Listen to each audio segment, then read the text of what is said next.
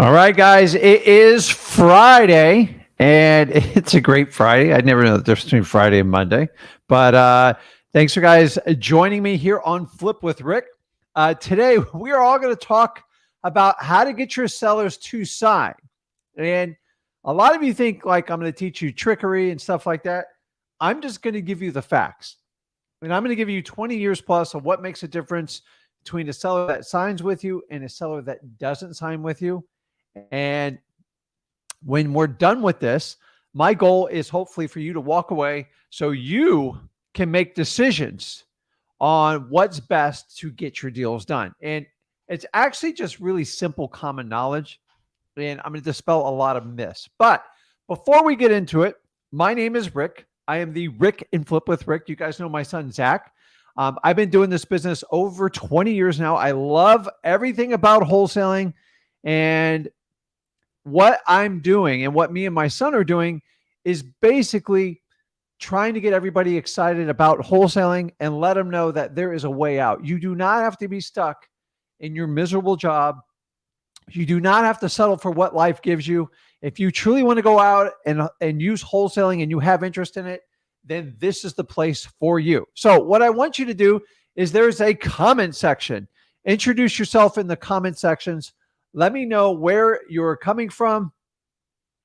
That's awesome. And if you have a question, ask it in the comment sections. And if you want to go live and do a one-on-one, all you have to do is go over to Wholesaling Houses for Real, our largest Facebook wholesaling group that is active today on the internet. And then if you click on this video stream, there is a section in there to do a one-on-one. You just click through that. Once you're a member there and you're subscribed to our YouTube channels, then you are all set to do a live one-on-one. And here's the really cool part. The whole thing's free. So me and Zach never, ever charge for our services. So if anybody reaches out to you and says, hey, I got this offer, that offer, with us, it's very clear since we never accept money from our students other than doing partnership programs, stuff like that. We don't do coaching because we just teach you it for free. So if you have never heard of us before and you go, what the heck is everything you're talking about? Do me a favor. On the bottom of the screen, right here, go over to freewholesaling.com. That is a 100% free course. The only thing we ever ask you for is your email. And then we give you our 27 years combined experience on how you can get started in wholesaling, how not only to get your first deal, but teach you how to get to your first $100,000 deal. So make sure you put your comments below. If you have any type of comments, put them in there. I try to answer the questions. Also, make sure, God forbid, smash that like button if you're going to enjoy this material. I'm going to teach you how to get your deals signed. And it's not trickery. It's actually being brutally honest with people and working your sellers through a progression. And then ultimately, if you love what you're seeing, make sure you subscribe to our channel here. We are nothing without you. Everything we do is driven from you. We always look at the person who wants to get started in wholesaling or the person who really wants to get traction in wholesaling. And the whole purpose of this channel is to give you complete clarity on how to get started in wholesaling. And we remove the financial burdens that all these gurus throw out there for you, because most gurus are inexperienced. They actually don't do deals. And a lot of you think paying someone $3,000, $5,000, or $10,000 is going to make you successful. And I'm here to tell you, you can do $30,000 boot camps, whatever you want. When it comes to wholesaling, nobody is ever going to be able to beat this channel. Why? Because I already know, because I talk to you guys almost on a daily basis. And if you're considering a course or anything like that, do me a favor. Go to freewholesaling.com, take a look at our course, and then ask whoever you're buying your course from to do some sort of comparison. And if they don't want to give you a comparison or even like a free trial, please take that as a warning, is they just want to take your money. It's just the truth. If you go to 10 gurus, I guarantee 7 out of the 10 probably have little to no knowledge, and they're going to have a very simplistic course. And then once you pay them, you're never going to get their attention. So we want to fix that all here. I'm trying to create a legacy to help 100,000 plus people get started in wholesaling and get them to their first 100 grand. And I want to make this as simple as possible. Guys, we are in a challenging economic time right now. I believe 2023 is going to be the greatest year you can actually get started in wholesaling. Why? Because I do this business every day. I see the leads that are coming in, and it's only going to get better in 2023. So if you have true interest to get started in wholesaling, you are in the right place. Now, before we get started, I want you to understand the reason, like, I'm one of these crazy guys that actually loves wholesaling. I don't go in, I don't go out. I've done it for 20 plus years. You're going to find most wholesalers start, they do it for a few years, and then they pivot and they become coaches online. And honestly, it's a free world. Anybody can do whatever they want. But the true wholesalers, the ones that love it, stick to the business. It's what they do as their primary source of income. And then if they want to do coaching or anything else like that, they can do it. But the reality is most wholesalers who connect with the internet wind up being coaches. Why? Because it's more profitable to them and it's much easier for them to scale. But I let the cat out of the bag and I tell you guys the secret because it is the truth. So if you want to avoid this, you actually want to learn wholesaling from people who actually do this in their business. I've been doing it 20 years. I actually love this business.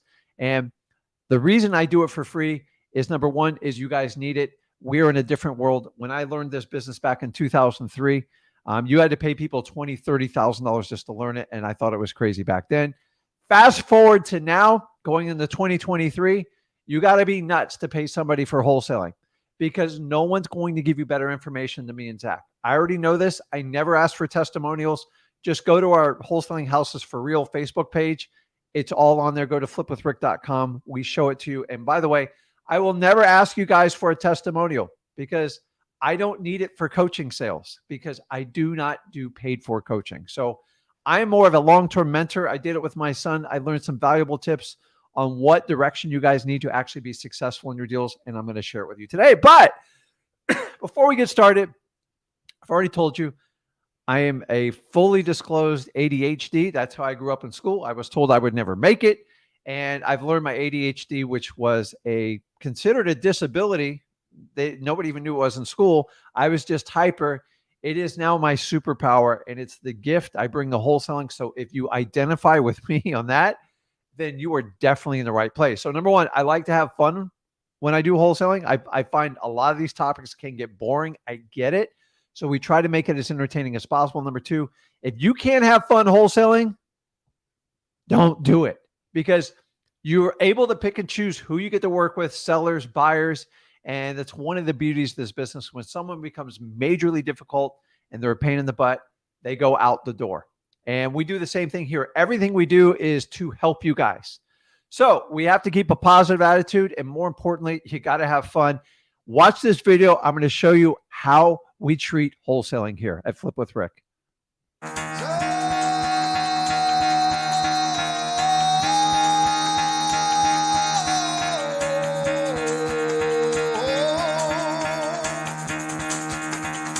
Get the fuck out of bed, bitch. Go.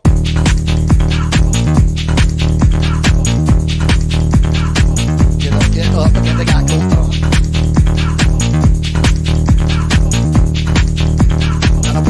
Time to wake up, bitch, get up. Get up, get up.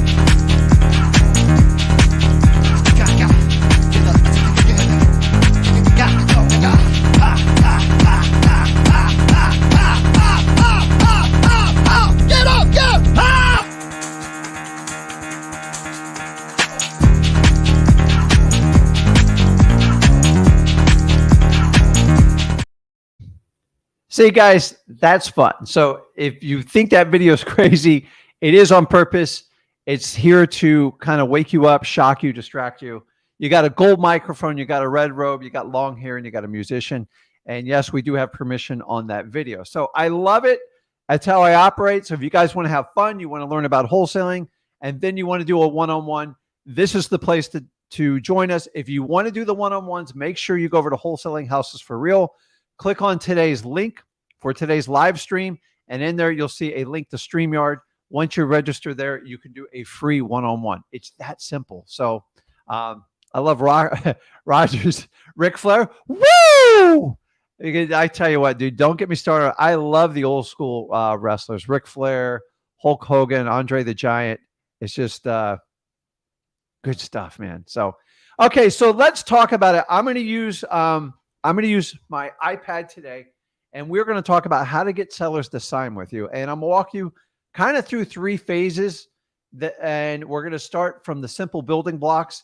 And then at the end, I'm going to get into some technical maneuvers we use to get people to sign us, especially the ones that are on the fence.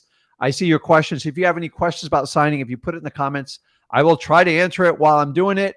For those of you waiting to get on one-on-one, I do first come, first serve basis. So please put your name in there and we'll go from there. So let me switch my screen over, see if I can make sure I do this. Awesome. Okay. So we are talking about how to get sellers to sign. And the first thing you have to understand is you can never, ever make, well, let's just call it someone, which is your seller. Well, that's a bad terminology. Let's just use it. You can never make a seller sign. Okay. You can't make them. You can't. So if you are looking like, how can I make my seller sign? You're simply thinking about the process wrong. Okay. At the end of the day, a seller is either going to do a deal with you because it works for them, or they're not. You can never force them. You can never make them do a deal with you. It's impossible. I don't care how good of a sales man or woman you are. This right here, understanding this, if you understand that, you can't force matter on having people do it. So many people try to relate this business to like a car salesman. Like a car salesman truly never convinces somebody to buy a car. And the same thing's going to happen in real estate. You can't make a seller. And if you think you can make a seller sign an agreement with you and force them, I almost guarantee you're going to have a lot of fallout on your contract. So understanding the difference is, the only thing you can do is basically walk them down a path that you are the best fit for them. So rule number 1 is you cannot force a deal. You cannot make them sign. So how do I avoid talking to people that don't even want to do a deal with me? So rule number 1, motivation first. And then,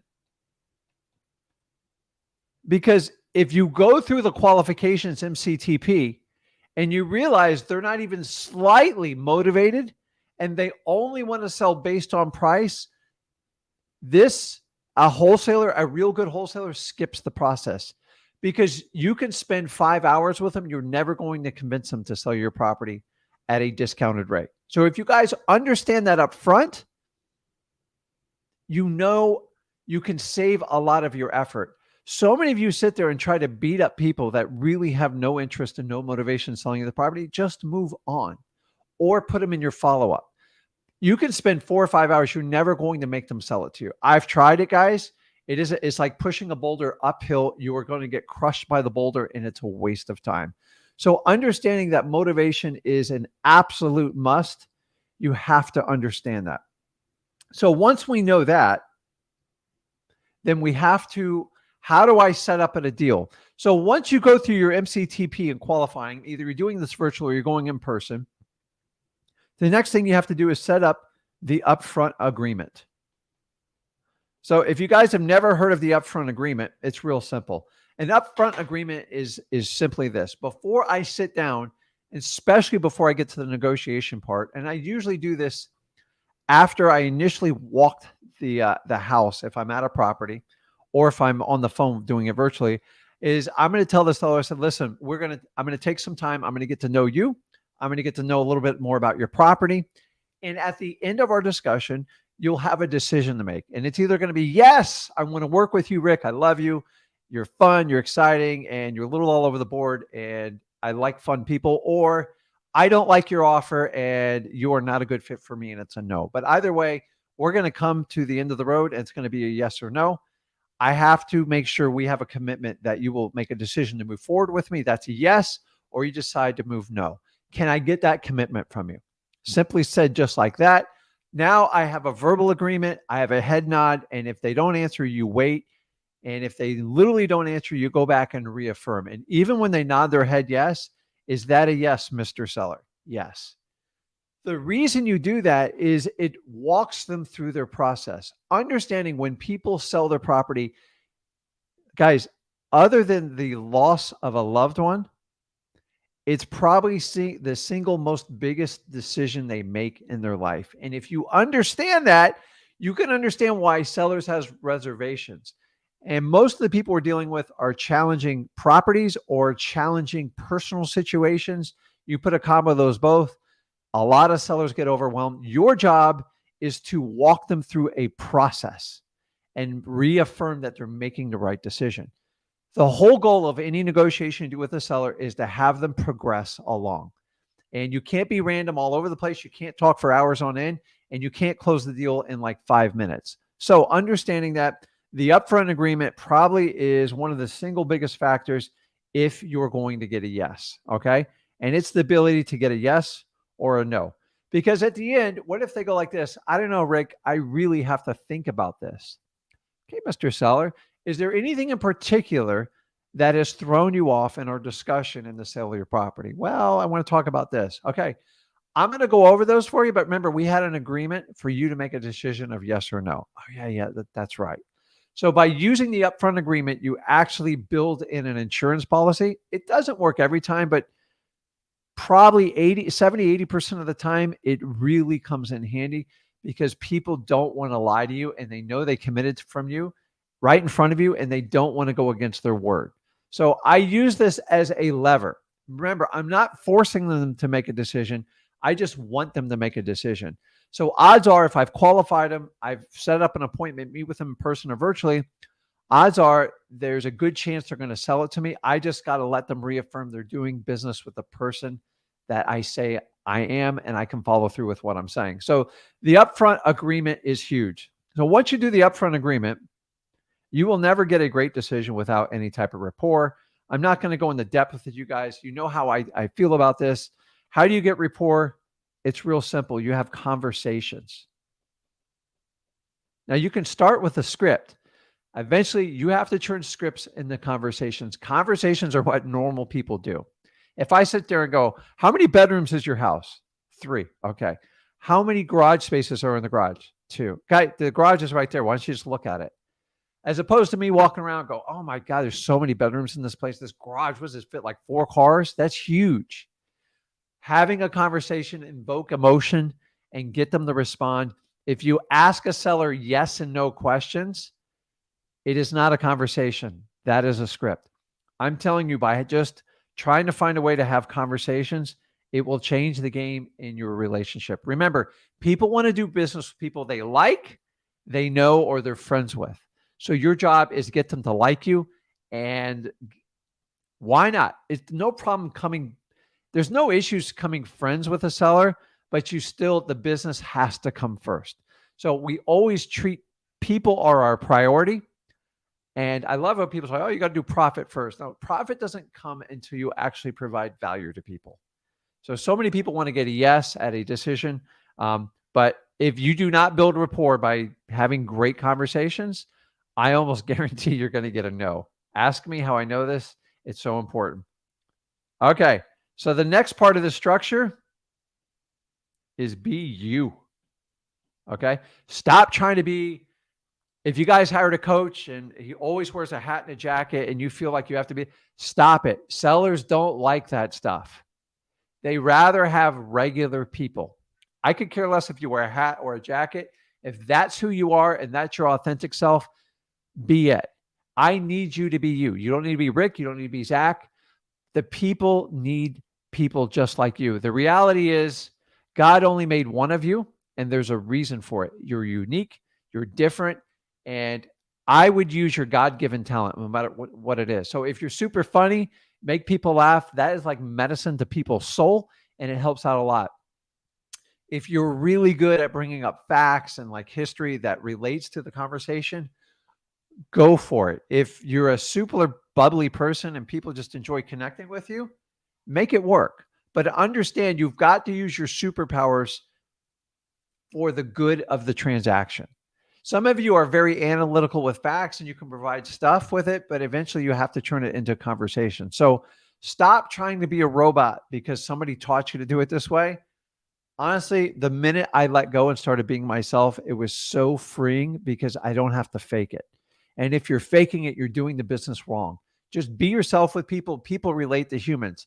There is a reason why I sell myself as Rick Ginn whenever I do a deal, because I own up to Rick Ginn. I am Rick Ginn. The minute I start doing my corporate spiel, it's a whole different conversation. And I'm telling you, people want to do business with personal people. I've worked for multi-billion-dollar corporations, and I remember they said before, they said, if this guy leaves Rick, we're gone. He's the only reason we do business with your company. And that's how you have to look at your wholesaling business. So you have to be you. By being you, it makes you what? It makes you authentic. When you're authentic, you're your true self. You send out vibes to the world that you want to help people out, and people pick up on it. I can sense the minute somebody's fake with me. It's just so easy. And for some reason in wholesaling, it is more of the norm to be fake than to be yourself. Guys, stop it. People love families. They love that you have kids. They love that you have dogs. They love that you have cats. So stop hiding it and accent it, because people, there's, by the way, 55% of people own dogs in the United States. So embrace the dog. I will tell you what, like if you ever come to my house and my dog doesn't like you or like you avoid it, I kind of wonder, like, what are you doing? So I'm a dog person. I love dogs. I think I love all animals, but there's something about dog people, like they connect, and you can tell when someone doesn't like a dog.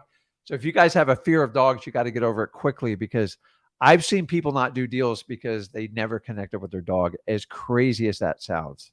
Oh my God. It's so funny. So let's move on. When you're sitting down and talking to people, things you can do to avoid like freaking out your seller. So number one, trigger words to avoid. If you guys want to use the comment section and write it on, yes, we're having one-on-ones. If you just go over to Wholesaling for Houses for Real, you click on our live stream for today. There's a link to join the one-on-one. You have to be registered, and you have to be a member of our YouTube group. So if not, go ahead and do all that, and I'll try to squeeze you in. So we're talking about trigger words. If guys, put in the comments what you think is a trigger word that freaks sellers out. I know them all by heart, and I'm going to share them with you, and then I'll let you guys fill in the blanks, and maybe we can find some additional trigger words that I got sound on my side. So just let me know if anybody said someone doesn't have sound. Make sure you guys can hear me. Testing. Yeah, I'm working. Sound works. So Rob has on their contract. So I agree. Contract. Let's do all the words that trigger people. And a trigger word is simply a word that is so wired in your subconscious that it freaks you out a little bit. So when anyone hears the word contract, they just perk up. So what other trigger words do we have here? A contract's a good one. Signature. That's a good one. Inspection. I got more, guys. I can go all day on these. Wholesaler. Phenomenal. Nicole. Guys, we use the word wholesaler to express what we do for a living. The reality is 95% of the world outside of us, they're scared to death of wholesalers because they don't understand what we do.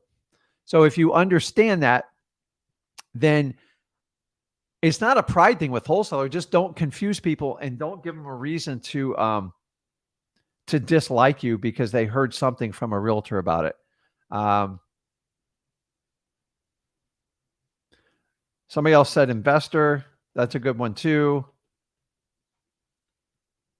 Guys, keep them coming, because this is how we kind of learn. And then I always learn. The word attorney freaks me out. I can tell you that. Attorney's a good one. What else you guys got?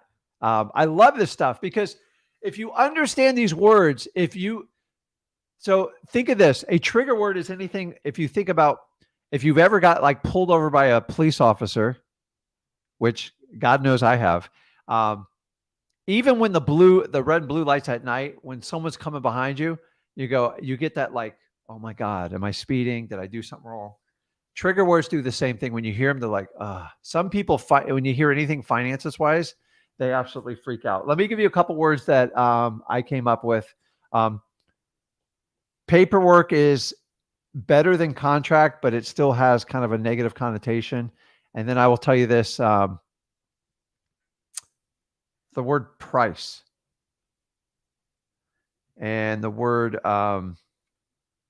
offer. I'm just not a big fan on our side because it creates a, I figured papers is like paperwork's David on it. So, okay, we have a good list of trigger words here. So let's talk about what can we use words to replace them. So if we're talking about the first one on contract, I think somebody already posted it. I like agreement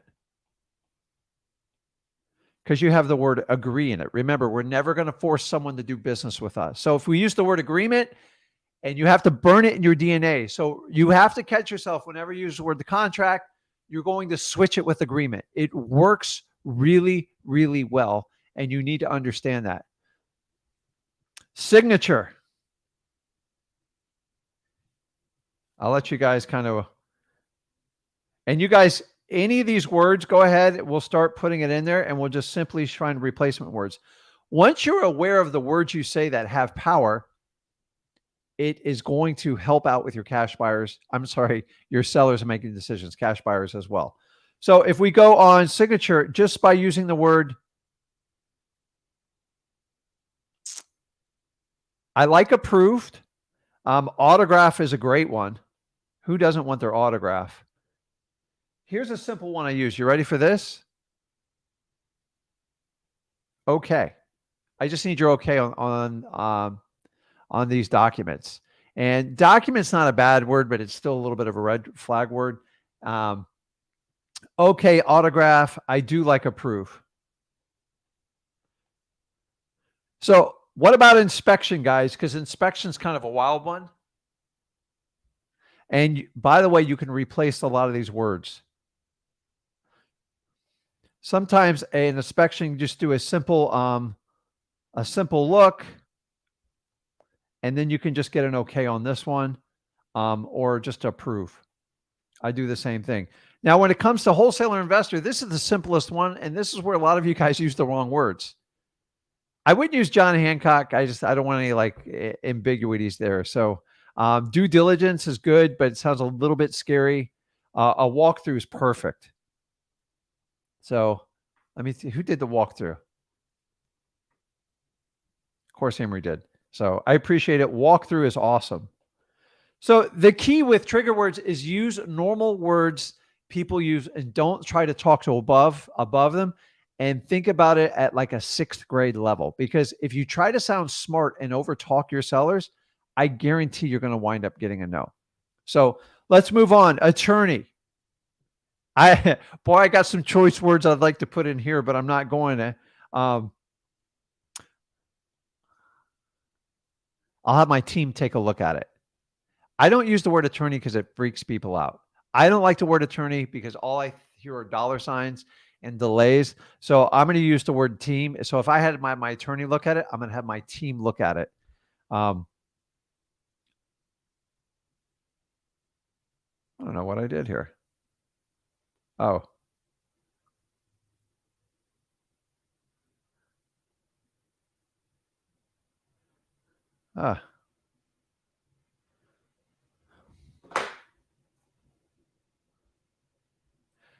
Anyways, some technical difficulties. I'll figure this out. What did I do with that? Never mind. So the other one I had on there was we did attorneys. I just used team. And guys, the whole idea is you got to avoid these trigger words. By avoiding the trigger words, it makes your life so much simpler. So I'm going to wrap it up because I want to get to talking to you guys. There's 2 techniques when you're talking to a seller to work them through this. Hold on. I'm going to try to pull this up again. See, this technology stuff's crazy. Okay, let me pull it back up.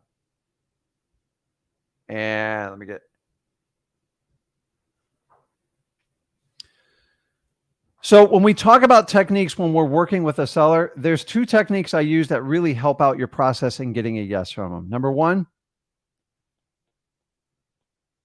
good, bad cop. So if you guys know how that works, a good, bad cop is, remember, you're the good person meeting with them either on the phone or in person. And the bad cop is usually, Zach always makes it out to be me.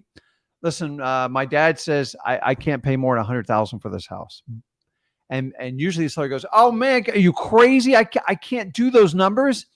And so here's the good cop, bad cop routine. I go, listen, my dad says that. That's why I come out to meet with you. I want to make this deal work. I told my dad he was crazy. What number allows you to walk away from this property? So simply by doing that good cop, bad cop, because people always like a villain. They like to blame somebody. So you, the wholesaler, don't want to be the villain. And by the way, on the last thing I said on the replacement words for trigger words, wholesaler investor, just replace it with cash buyer. It's very, very, very simple. Don't over-represent yourself. Don't under-represent yourself. You want to use the word cash buyer. So hopefully that helps you out with it. Cash buyer. It's simple. It's worked forever. And these are one of the things I'm never going to change on. So good cop, bad cop, guys, I'm telling you, it takes pressure off your negotiations and it makes you look like the hero. And yes, you can be the good cop and the bad cop. You're just presenting it to your seller differently because it's just easier. Some of you are going to have an easier time, especially when you give that low ball offer. And you know what I'm talking about, right? Okay, we have to go for no on these deals. The next one is the volley method.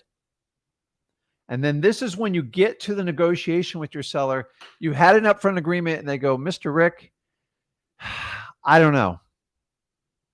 I don't know what that number needs to be. And I'm simply going to go back to them. And by the way, I never use the word price or offer. I use the word amount. It works really well because it's not threatening. The word offer and ask price indicates retail. And the word price kind of indicates retail too. So if you use the word amount, it's very simple. My price is, no, the amount is, and you can go from there. So the volley method is basically when you ask them for a number and they won't give you an answer. And so remember, if I go for a no, I go, Mr. Seller, would you take 50,000 for this? Would you take 50,000? And I just shut up and they're like, Rick, I don't know. I can't do that number. And they don't give you a counter. The most frustrating part. I go, okay, Mr. Seller, tell me if you did have an amount and you knew what that amount was to make you happy to get you and your wife on your way, what would that amount be? And how soon would you like to do it? Shut up. Every time you keep serving, they have to come back with a response. Did you know studies show when you volley twice, most people cave and break down? Not everybody, but most do. I've learned this over time. If you keep the volley going, so think about like a tennis match. By the way, I'm terrible at tennis. I'm horrible at it. Think about volleyball. But when you serve it, they have to serve it back to you. And what this allows you to do is have an interaction to get your seller to make a decision. Remember, you're not going to force a decision, but you have to go through the process to get it through to them. Okay. By using these two methods, it will allow you to induce a decision from your seller. It's really important because when they sit there and just don't do anything, you have to use techniques to keep the negotiations going. I find these are two simple, basic level ones, and it's very helpful. Now, what I want you to do is practice the volley method. You have to practice it because if you do it on the fly, it's going to be disastrous. If anybody wants to role play it, I would love to do it with you. The volley method is simply almost repeating the question and asking it back to them. By the way, don't use this on your wife because she figures it out in a week or two and she'll use it against you. Trust me on this. So will your kids. Kids are really smart on this, but your sellers, remember, my job is to walk them through a final decision. And that's what I have to do when I do this. So good cop, bad cop's pretty self-explanatory, but please practice it because it makes a huge, huge difference. So now that we understand that you can't force people to do this, that we have to do this, and we have to walk them through a system. The biggest, are you ready for this? What do you think is the biggest factor why people do a deal with you? Say you hit all the points correct. What is the single word that you can attribute why a cash buyer does business with you opposed to any of your competition or maybe even a realtor? Other than motivation, what do you think What do you think is the best way? And I'm going to wait for the answer because one of you guys have it. This is a culmination. If you walk the seller down the path, they qualify. I agree they like you, but there is one word. There is one word. Trust is perfect. Trust is part of it. They like you is definitely part of it. What does all that culminate to? What does all that culminate to you? They have what in you? They have to have this factor. And if you don't have rapports, relationships, rapport is part of it. It's all a culmination of this word. I'm not going to do the hangman thing. Faith is not bad. We've already talked about trust. So you guys are so close to it. When you demonstrate this, me and Zach talk about it all the time.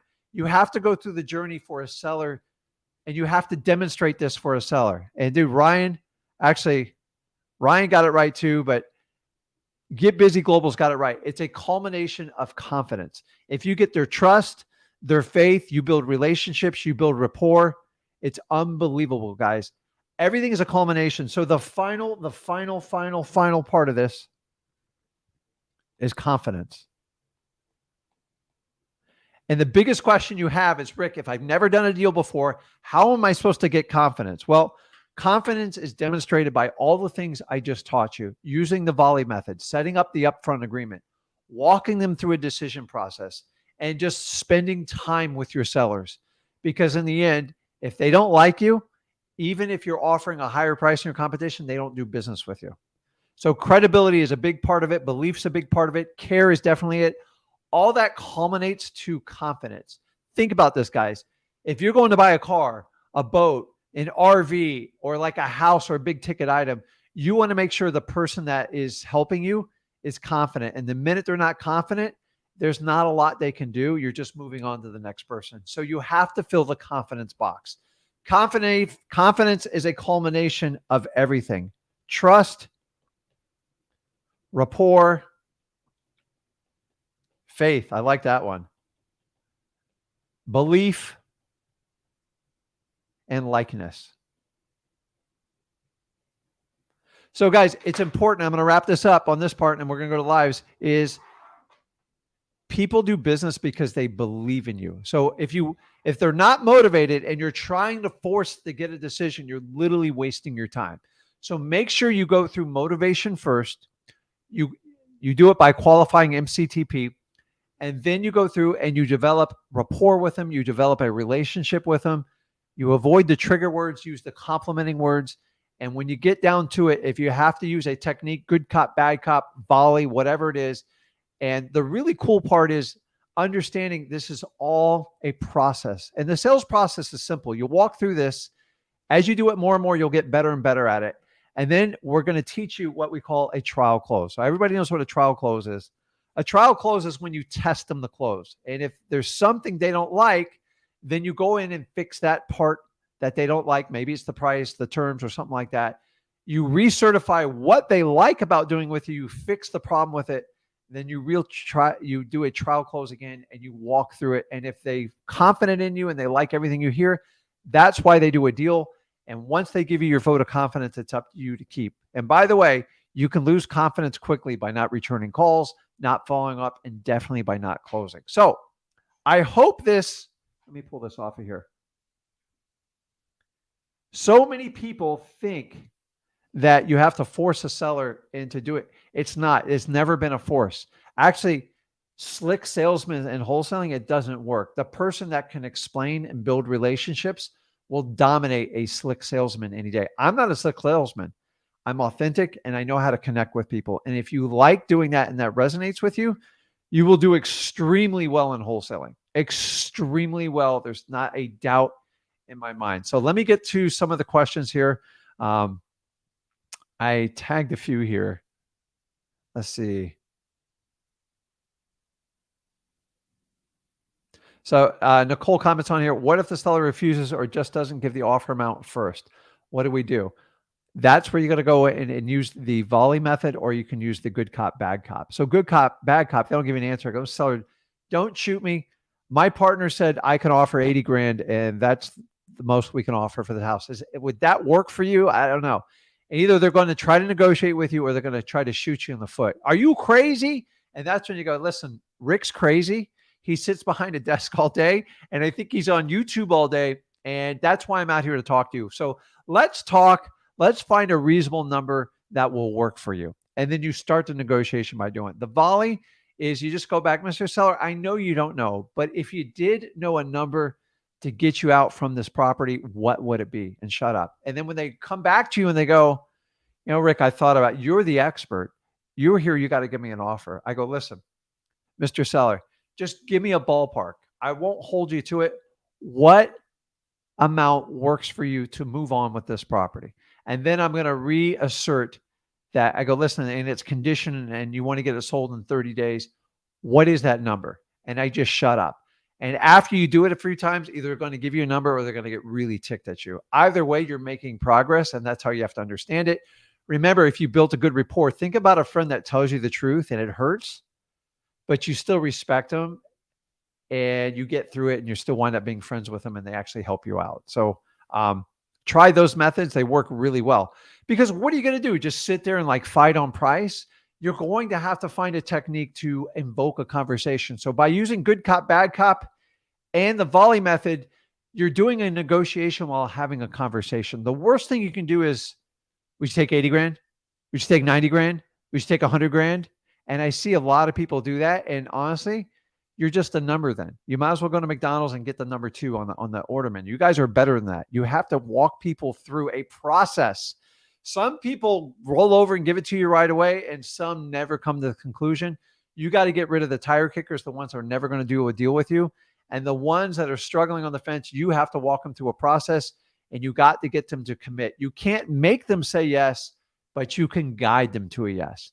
And the people who try to make them say yes, they never do well in this business, because we're not here to make anybody do anything. The more problems you can solve, the more people you can help, the more value you provide, the better you're going to do in wholesaling.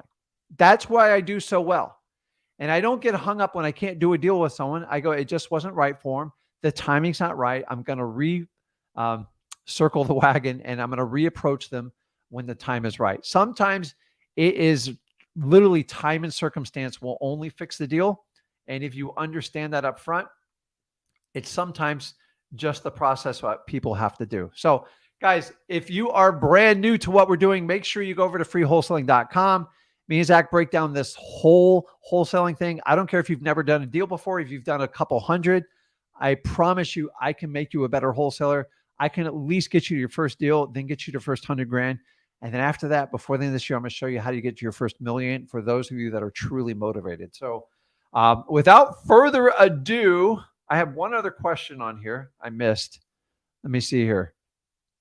Where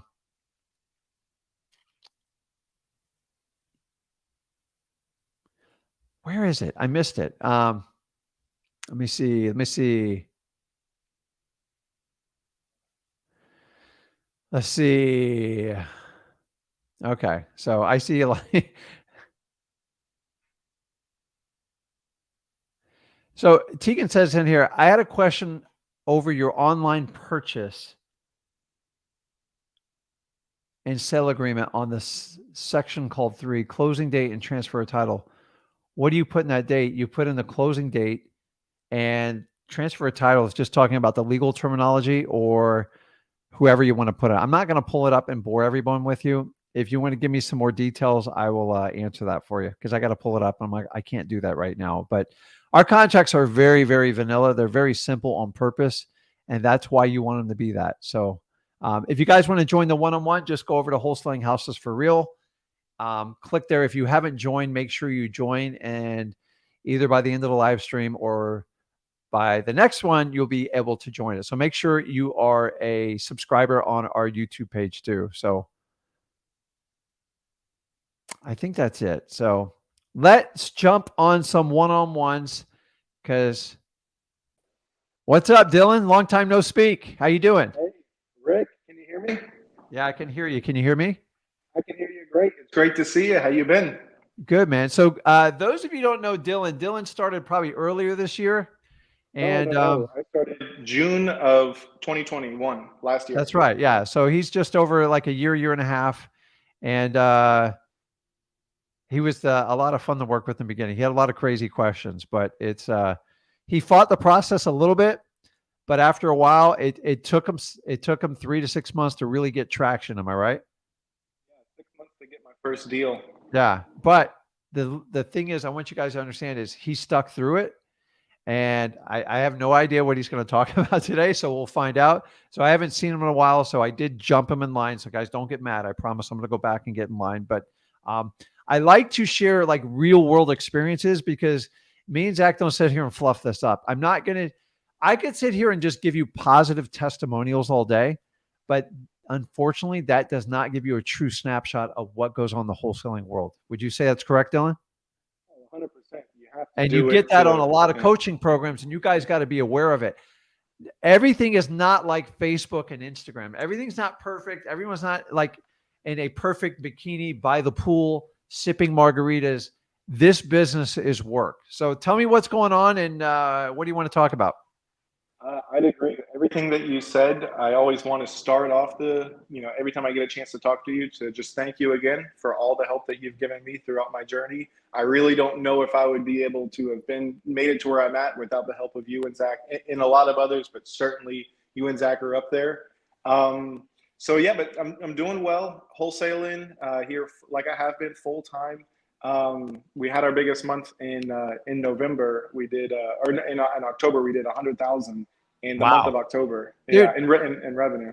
Yeah. So he's just like a year and a half. And the thing is, I just want you to understand, like he went through the journey and me and Zach's whole job is number one, let you guys know wholesaling's for real. And number two is give you an authentic picture of how much work it takes to get started in it. And that's where me and Zach do it differently. Most coaches are going to overhype you that I'm going to solve all your problems. I'm going to give you the roadmap and it's going to be fun and you're going to be wildly successful. And I want that for everyone. But the truth is at a 95% failure ratio, we've got to find a way to make this much easier for you. So we've reverse engineered it. Number one, we make it free so you don't have any more obstacles. Number two, you can actually start out by making a profit instead of paying me as a coach. And then if you want to reinvest some of those funds in your marketing as you get a few deals.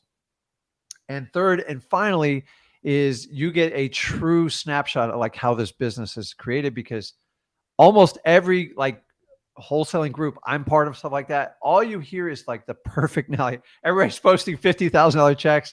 And then like Dylan's like, the hell am I doing wrong, man? I'm getting my butt kicked over here. People are hanging up on me. People are terminating deals. And I don't even know why I'm doing this business.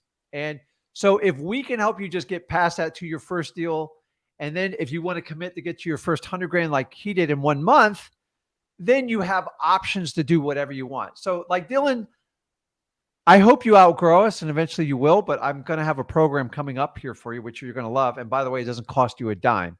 It's more of a partnership type of deal. And I'm testing it all over the country right now. I've got some wild success stories and I'm waiting to get all the information by the end of this month to share with you. But that's it. Most of the time, I'm just kicking you guys in the butt saying, hey, here's what you need to do. You're on the right path. Just because you're struggling now doesn't mean you're going to struggle forever, and you need to get through it. And that's the problem. A lot of times when you guys paid 5 or 10 grand for a program, it feels really good when you do it. And then you go, oh my God, this is a lot more work. He or she didn't tell me about this. I'm not sure I'm right for this. And the other thing is most coaches, here's the truth. This is going to be painful. They're not going to tell you the truth. Meaning, if you're struggling and you're thinking about quitting, if you don't pay me a dime, I can be actually tough on you. So I look at it like when I told Zach, I go, hey, it's tough. Hey, here's the deal. I know you made 2,000 phone calls this week. You don't have a deal to show for it. You're going to have to double down and make it happen. And if any of you have kids, like when they get of age, you're better off having the hard conversations with them when they're young to figure out life, or you can cream puff them all the way till college. When they get out to college, that's when they're going to live in your basement for the next 15 years because you didn't prepare them for life. So I love this business because Dylan has all the options in front of him. And now Dylan has enough information. He has enough income to decide how far he wants to push and scale this business. I've always told you guys up front, and I'm going to warn Dylan about this. Be careful about people that tell you they can scale this to $10, $12 million. because that starts to become like fantasy island stuff. And I'm just telling you, there is a huge price to do that. I'm not against it. I've done it, but I got in this business for freedom of my time. And you got to be careful because this business is local and you can only do so many markets. And that's the part you guys have got to understand. And that's once you have an education level, now Dylan can go, if someone goes, well, I do 15 deals a month. I go, really? 15 deals? What's your average margin? What do you pay for marketing? And you can start digging in and find out if they're for real or not.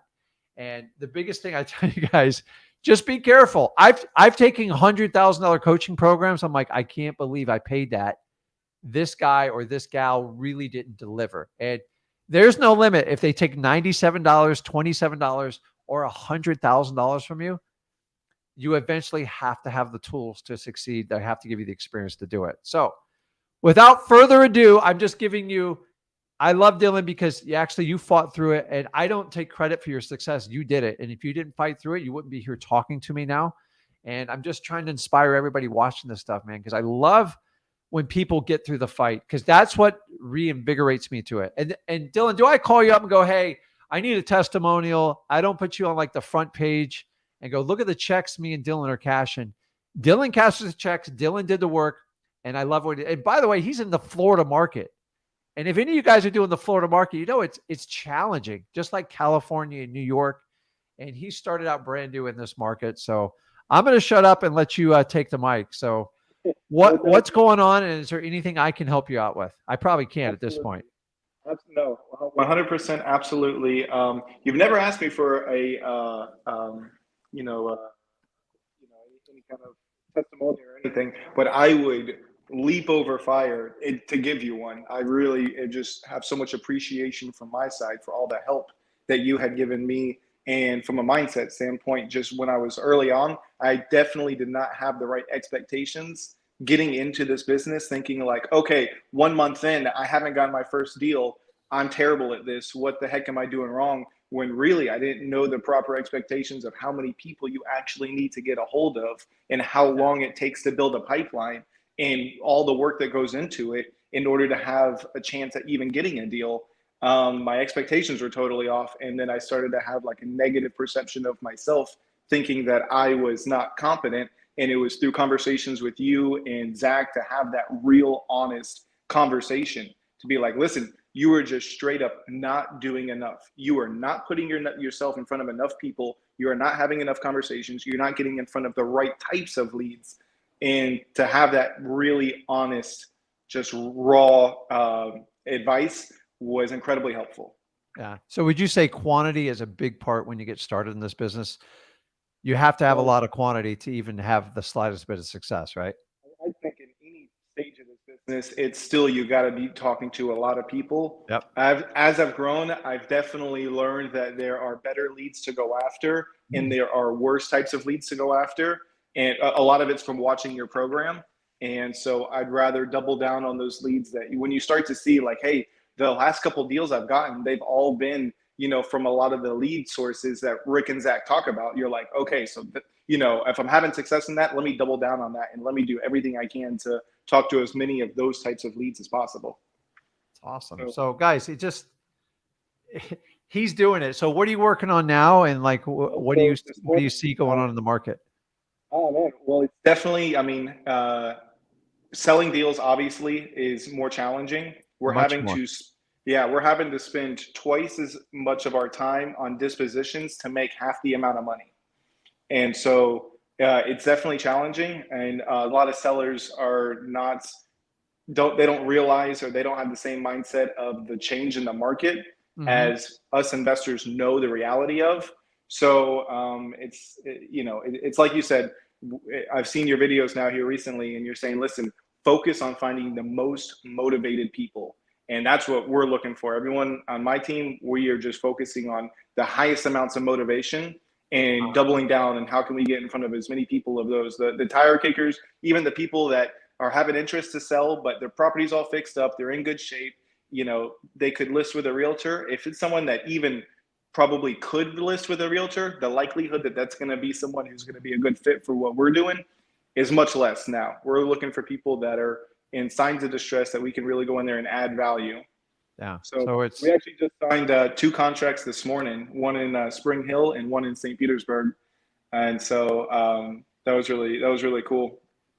But keep in one thing mind that I you're learning during a time where the market's really down, and if you can learn to be successful in this market, boy, it's a fun ride for like when going up. So it's thanks a unfortunately lot. you started like right at the peak when it was just dropping off, and it's just like so you've been through like the emotional roller coaster of like a market change, and it's actually going to serve you better in the long run. I guarantee you, because when I started, I went through the same thing. I thought I could do no wrong, and then I was same. I was struggling to sell anything, and I finally just revamped how I did it. I go, we're only going to deal with the most motivated people. So semi-motivated people, you went in the follow-up until you got highly motivated, because I can't get a great deal from you to attract the cash buyer, because I got to beat everybody else's prices. This market, you have to get a great deal. It has to be a great deal. And at least in my experience, 99% of the time, the only way that you're going to get a great deal is if you're dealing with someone who is truly motivated and has some type of problem in their life that can help be solved by selling a property. I agree 100%. So the thing that I wanted to talk with you about is I wanted to ask your input on one thing that I'm doing in sales is really trying to get better at introducing scarcity and urgency when I'm speaking with my sellers. And I wanted to ask, what is it that you do in your conversations to share with them, hey, not only is this an offer, but there is a reason why it would be a good idea to accept it sooner rather than later, because it may not be here later. How do you introduce, I'm trying to figure that out, because right now I feel like a lot of the sellers that I talk to are like, well, I could take Dylan's offer now, or I could call him in 15 days. I could call him in 30 days and take the offer then, and I'm trying to get better at introducing that scarcity and urgency. So number one, just make sure you do the upfront agreement. It doesn't work 100% of the time, but it will eliminate most of your tire kickers right off the bat, the ones that don't want to make a decision. If you can snuff it out up front, because you don't make offers to people that aren't ready to sell their house, it's a waste of time. You're actually giving them key pieces of information they can leverage to make their deal better down the road. And if they want to do that, it's great, but they need to see a realtor, not me, to do that. So number one, the upfront agreement. Number two, you're dead on the leverage. So in the last 4 years, really 5 years, actually 10, 11 years, a seller could wait and actually expect to get the same amount, if not more. Would you agree with that statement? Oh, yeah, 100%. Okay. So now we're in the opposite market. But the problem is we're at the point of the market where the prices are just falling off the cliff. And the news is now just hitting the media. So you're not seeing a lot of positive news about real estate in the media. So we're following behind stocks, crypto, all that other fun stuff. The stuff I don't teach anything about, and I never will, because this is a real estate channel. And I don't know why any sane person would discuss that on a real estate channel, but I guess everybody needs content. So as the news gets more negative, it'll become bigger in the media. And I hate to tell you this, guys, the media is what programs your sellers. It's not us. It's not realtors. They get enough negative news, then it's like for real. Most sellers are to the point like, okay, well, I'll sell now because my prices aren't going up. Now they're just getting the news it's going down. The question is, how far is it going to go down? So sellers are now in what I call the spiral downward death roll. And what that means is, say a property is worth 200 today. And traditionally, here's what a realtor does. Well, we're going to list it for 219.9, right? 30 days goes by, it doesn't work out. And they go, listen, we're going to drop it 10 grand. We're going to go to 209.9 to get some action. We were reaching to begin with. Well, the reality is the property is worth 200,000 the day they listed it. And then you have a market going backwards 1% to 2% every month. So eventually the realtor, the seller calls them up screaming at him like, guy, it's been 60 days. We have nothing. And then the realtor goes, the market's changed. So here's what we're going to do. We're going to price it just below 200 at 199.9, and we'll get what we initially talked about, right? Okay. So now they're down to 199, and now cash offers are coming in at 110 and 120. And the seller's like, there's no way I can take this price. and they keep chasing yesterday's price, and they're never going to catch up because no one's ever going to meet their expectation. Eventually, what's going to happen, guys, is 6 to 12 months is going to go by. What do you think that seller is going to think after 6 or 12 months that property's sitting on the market? Them chasing a price they're never going to catch on yesterday's listing. They're going to give up because they've either moved out of the house, they have monthly payments, or it's in disrepair. And that's the sweet spot where a wholesaler comes in. The problem is a lot of you guys are chasing that 3 to 6 months right now. And I think by the end of December and January, the story's going to start to get ugly. No one's bailing these people out. So right now, in confidence, you can know when you make an offer on a property and they don't accept it, most likely you're not going to get beat out in your offer. So the days of where another wholesaler would go, okay, I'll give you 10 grand more, those days are kind of over. So you're correct. We have to use leverage and create urgency on what the current market conditions are. So Mr. Seller, go, listen, I respect that you need time to make this decision, but we did agree on getting a yes or no. What part of this conversation is scaring you? Or sometimes I go, did I upset you? Is there something I said?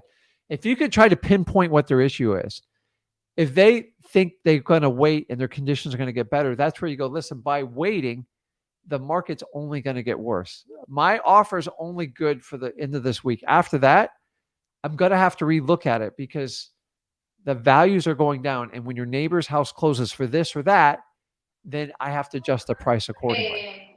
So you have to find a way to pepper it in. By them taking time, it's actually, I just go, listen, do you think the offer is going to go up or down? Do you think market conditions are going to get better? Interest rates are only going to get higher. There's going to be less cash buyers. And I don't know how much money I'm going to have left to do this. So I respect it. But if you decide that you can't do this, I have to move on. So if something changes, call me by the end of the day. Now, here's the thing is you can always go back and pay more if you want. But your guys are going to have to be willing to walk away from people. But by letting them know by waiting, it's a strategy that's only going to put more pressure on their deal. It's not going to help it. In the past, it was the complete opposite. And honestly, you and me were fine waiting. I waited 2 years for a property. I made an extra 80 grand on it.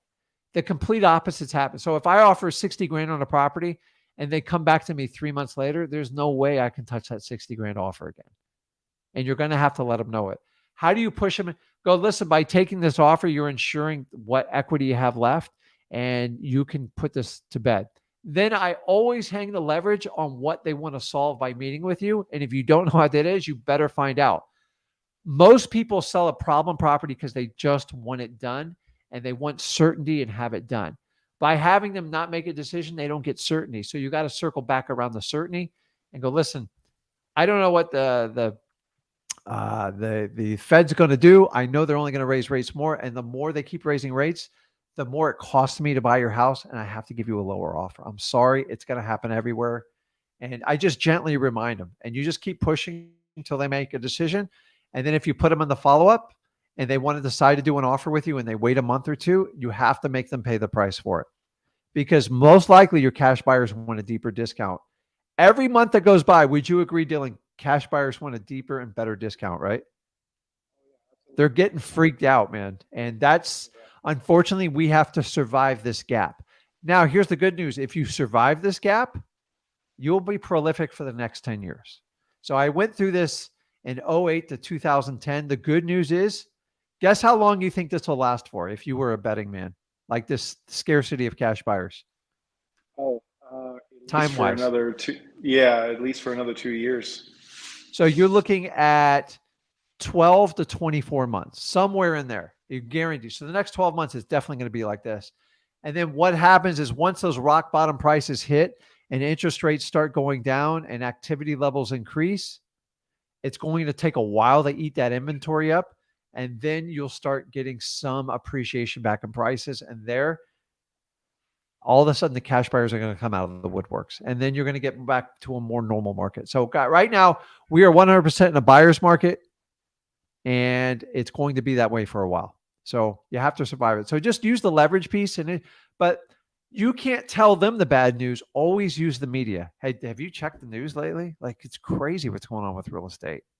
How can people even afford like you got to understand, for me to finally sell a house, get it fixed up, even borrowing money, it's costing me 8 or 9%. They're like, yeah, I don't know how people do that. So but there is a fine line between leveraging them and scaring the hell out of them, and you can't freak them out too much. So once again, I'm going to play good cop, bad cop. I'm going to blame the media because the media oversells everything. And then what do people watch every night? You know how much news people watch on average? It's like 3 to 4 hours a day. 20 minutes here, 20 minutes there on your iPhone, on your iPad, whatever it is. It's crazy. So just use the leverage and understand it and just have a conversation with them. Go, oh, if you don't sell it to me, you're going to get a lower price. I simply say, listen, by you waiting, the problem's only going to be exacerbated. And if you wait too long, you're going to get a lower offer. And God only knows what's going to happen with the house. So I don't know if you guys watch the media. I don't control the Fed. I don't control the U.S. government. All I can do is try to help you sell the house. You said you want to have it sold by the end of this month. I assure you, if you go today, you're going to get the best offer possible today. If we wait anything past today, I cannot assure you what price I'm going to get. And it's only because of the market conditions. And that's it. And you just play around with it. Sometimes it flies, sometimes it doesn't. But don't be the one that rains on their parade. Like you give me the news, go, have you checked the media? Have you checked CNN lately? They're very negative. And by the way, come January, you're going to see so much negativity in real estate. It's actually going to be a really big lever for you guys. That's it. Like, that's all you can do. You can't scare the crap out of people. Like, but the reality is there's very few buyers out there. And if you're struggling to get buyers, imagine how a regular seller is going to find a buyer, because most of them are kind of unrealistic and they don't even know how to do it. And they're struggling even working with realtors. So if they have a problem house, I know we're the best fit. We just have to walk them through it without scaring the hell out of them. But I guarantee you, if they call you back in 3 months, you're going to give them a lower offer. You have to. Yeah, even if it's $1,000, just out of principle, you have to do it. So that's good, man. Do you What else change going on? do you change the approach at all if it's a probate property and the person, the PR wants to move forward, but if they have other family members that are wanting to hold out for more money, do you change that approach in order to overcome that objection? It's really objection? the same pitch. So you have to pitch the person that's in charge. Listen, the only thing waiting does, it just gives you less options. Mm-hmm. So if your goal is to get the equity and get this put to bed today, and then you can finish out the probate, I can help you accomplish that. If you want to wait and figure out what the price is 3 to 6 months, the only thing I can tell you is based on the media news and the Federal Reserve, it's just going to be lower. And that's it. It is the truth. I'm confident in saying that to them, but probates are always going to have the probate thing with them. Most probates aren't hypersensitive to the market. They just, either they want to sell it or like they don't, or you got to solve some sort of problem with it. It's the regular people, mostly people on FSBOs. It's a hard explanation to them now because they're all in that death spiral. They're chasing yesterday's prices. I'm like, and every month they go, okay, I'll drop it another 10 grand. I'm like, well, the cash buyers dropped their price another 10 grand. So you're not gaining any traction by doing that. And what happens is eventually they just give up one day. It's called capitulation. They use this fancy word in the stock market. Same thing happens to real estate. Have you ever owned a stock where I've owned a stock, I've watched it drop for 2 years. You're just like, I give up. This thing's a loser. I just give up. I sell it. I don't even care. Whatever. I lost 80% on it. You write off, dude. Like 3 months later, it like doubles in price. I'm like, oh my God, I was a moron. And it's every just time like, I buy a stock, but you have to throw in the white flag and give up. Real estate is much more emotional because at least stocks, I can push a button and end my misery. In real estate, when you decide to end your misery, then you got to figure out how you're going to get it done. And that's the real struggle because there's a cost of liquidating real estate. It's not just press a button.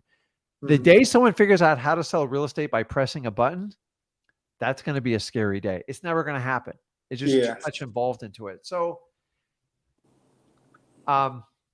it's strange market conditions. They're only going to get worse. And remember, guys, I saw a realtor's post the other day in a wholesaler's, I think it was on a Wholesaling Houses Real. They're like, we just have to hold on a few more months and then we're going to come out of this thing. I'm like, boy, you really don't understand how the real estate market works. One thing I've learned with real estate, it drops slow and it even comes up even slower. So guys, do you realize we're only about 3 to 4 months in this current market cycle. And most down markets are 18 to 24 months. So we're from 12 to 24 months of this stuff. Why? Because that's what historic facts tell us. And I don't think you and me are going to change that. So realtors are telling buyers to hold on. I get giddy about that because they're not going to be able to hold on. I don't want anyone to suffer, but if you got a problem property, you better sell it today because you're going to be like that stock guy. Go, I bought it at 500. It's down to 400. You're better off taking the $100 loss now per stock than waiting it till it goes down to like $100. Same thing. So until sellers decide to throw in the white flag, you are going to have this tenacious fight. I believe this fight's going to go on through summer and next fall. And by then, I think you're going to have a whole different conversation with people. But guys, wholesaling is constantly a moving market. It doesn't matter when you start. Think about this. If somebody was getting ready to stock market, when's the best time to start? It's now, because stocks only go up over time. And if you play in the game long run, you're going to win. If you think you can time the market, you will never, ever win. They did a study and they said, if you ever try to time the market just by being out of the 4 biggest trading days out of a 2 or 3 year cycle, you cut your return down by 70%. Same thing in wholesaling. If you're young, if you're old, just start today. And if you figure it out in these types of market conditions, I know you'll survive. Honestly, if you figure out how to make it when the market conditions are real hot, I'll know you survive. It's going to be hot one day, down one day. The one thing at 53 I've learned, these markets always are moving and you're never going to time it. So you just kind of go with the flow. You have the common sense skills to talk to people now. So now you're at that point and now you just have to, now you're getting experience and now you can walk people down the funnel and you can be more precise with it based on the feedback you get from people. And that's all you do. So you adapt it. When markets are tight like this, you got to be patient and you got to find the most highly motivated people. So you're doing all the right things. And by the way, guys, December is always my best month in wholesaling every year, hands down. Doesn't matter if it's a good market or bad market. Why? Because people like to make decisions at the end of the year, period. End of story. See, I'd always heard that real estate transactions slow down towards the end of the year. So that's really interesting. For real estate agents, we are not real estate agents. So that's really interesting. Yeah. So I love hearing from you, man. So call in anytime you want. So I like to get the people that started out this journey to understand, like, you guys are no different. It's the people that will stick through it and just admit their faults and be accountable, which is what you did. You didn't take it personally, especially when like a 21-year-old kid's telling you what to do. It is shocking. Like, I've had to struggle with my own company. Like, I go, trust me, my son knows more than, I don't care how older you are. Stop looking at people's age. You can learn stuff from a 12-year-old. You can learn stuff from a 5-year-old. Life is about learning. Nobody asks what your age is when you learn something, right? You just go, okay, I learned from that. I can move on. Guys, I take a lot of advice from my son, and it takes a lot for me to do that. But like, he thinks differently than I do. And once you accept it, it's good. But I only take advice from people that are aspiring and like thriving in life. And if you guys take advice from people on the internet that never did wholesaling, you are going to wind up in their exact same shoes. I'm telling you. I think if you can do the work consistently without seeing the fruits of your efforts, without seeing the results, then you'll be successful in wholesaling. If you can't do that, it's just not going to work, because that's what it requires in that first year is an immense amount of work without seeing very, very few results of all your efforts. Yeah. So, well, I'm really happy for you. I think you're well on your journey, and like, you're just getting like started. So just make sure whoever you hire or anything going forward, you do your full check on everybody. Because guys, I have never, ever in my 20 plus going on 21 years, there's more coaches now than I've ever seen in my life. I think there's more coaches than there are wholesalers. How's that? And it doesn't matter from the day you're starting all the way to like making $1 million, everybody. And I'm not against coaching. Like, I've done plenty of it, but the problem is it's very confusing on which ride to get on. And I just want you guys to be educated. If you will take the massive amount of action, get a few deals on your belt, and then you can decide which way you want to go through your business, I'm okay with it. But like, if you want an opinion on it, I'll tell you, because It's not how much money you make. It's about how happy you are at the end of life. And like, honestly, it doesn't matter. I remember when I go, man, if I could just make 100 grand wholesaling. And then I go, man, if I could make 200 grand. And then I remember 500 grand. And then I remember when I netted $1 million. Like, oh God. And it just, dude, it never stops. Even my wife goes, man, your target is like constantly moving.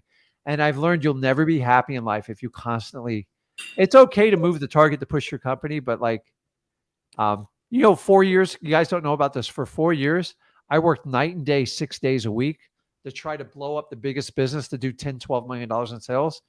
And I was miserable. Honestly, I failed at it. Like, let's just say it. I didn't like it. It wasn't fun because I was doing endless meetings. I could never go on vacation. I couldn't go fishing when I wanted, and I was miserable.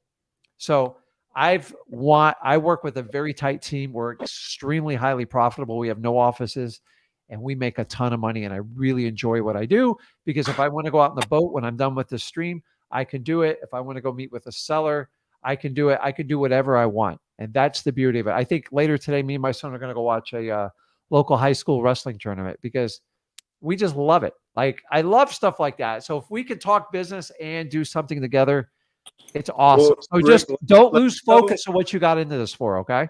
Let me know if you ever want to do some fishing up in Tampa Bay. And I got definitely. I got Zach on Instagram, so definitely let me know. But I'll let you get to. I know there's plenty of other people. Thank you so much for taking my question. Thank you so much for all the advice that you've given me over the last year and a half. Tell Zach I said hey, and I can't wait to see you next one. Okay, awesome. Thanks, Dylan. I'll talk to you, bud. Thank you. Bye. So, guys, just that gives you, like, I remember the day like he started, and the really cool thing about what me and Zach do is we just give you, like, we can give you raw advice, and I'm going to give you advice that sometimes you're not going to like it. Why? Because I don't have to worry about you like charging back your credit card to me. And honestly, if you look at like a parent or an uncle that would just tell you the truth, if you look now, especially you guys that are older, like if nobody's as old as me, but when you get older in life, you go, man, I really respect because that person pushed me. I remember looking back to my old high school football coaches, my wrestling coach. And at the time I was like, man, why are you making my life so miserable? And I look back at it now as they were really trying to make the best version of who I was at the time. And I didn't respect them for it. And I didn't understand it. And I look back now, by the way, I've apologized to all of them. I was a difficult person. I always thought I was right. And if any of you guys that are coaches on here, especially any type of sport, I love what you do because you shape people. Do you understand me being a wholesaler was shaped by my wrestling coach? He taught me how to endure. I quit a few times when I was getting beat up and I was bad. And he told me to really make you in the man you need to be, you have to walk through this wall. I remember like, is this guy crazy? Why am I walking through a wall? It's painful. And I look back now, that was back when I was a 16, 17-year-old man. And everything they taught me is a core of what I do. So by the way, me and Zach give back to all the local wrestling programs because we love it. It doesn't mean you have to be a wrestler. I just like it because it pushes young men to be their best. It pushes some young women. I don't care. I love cross country. I love any type of sporting event that molds and shapes people because I always look back to when I did wrestling. I did football too, but football taught me how to work with a group of people, but wrestling taught me how to push my limits and how to get through really difficult times. So I always look at it, I go, if I got to talk to 500 sellers today, it can't be worse than being pinned upside down on a mat as like my girlfriend and my mom were watching. It was horrible, but that's what I learned through like wrestling. So if you're a coach, man, let me know. I love any type of coach. So Vincent, you know what I'm talking about. I taught my son when he did wrestling, I go, man, it's going to be 4 years of your life that either you're going to embrace this or you're going to hate it. And actually my son embraced the heck out of it. And sometimes it takes another person other than your parents to help you get through those times. And that's what I'm kind of here for is when people get on here and complain, oh, I made 200 calls. I didn't get a deal. I'm like, okay, do you want tissues? What do you want? Like you have to go do the work. So, guys, make sure if you have kids, you are pushing them early and developing them because I'm telling you, I love schools. My wife's a former teacher. A lot of my friends are teachers. The teacher's hands are tied. It's not what it used to be in school.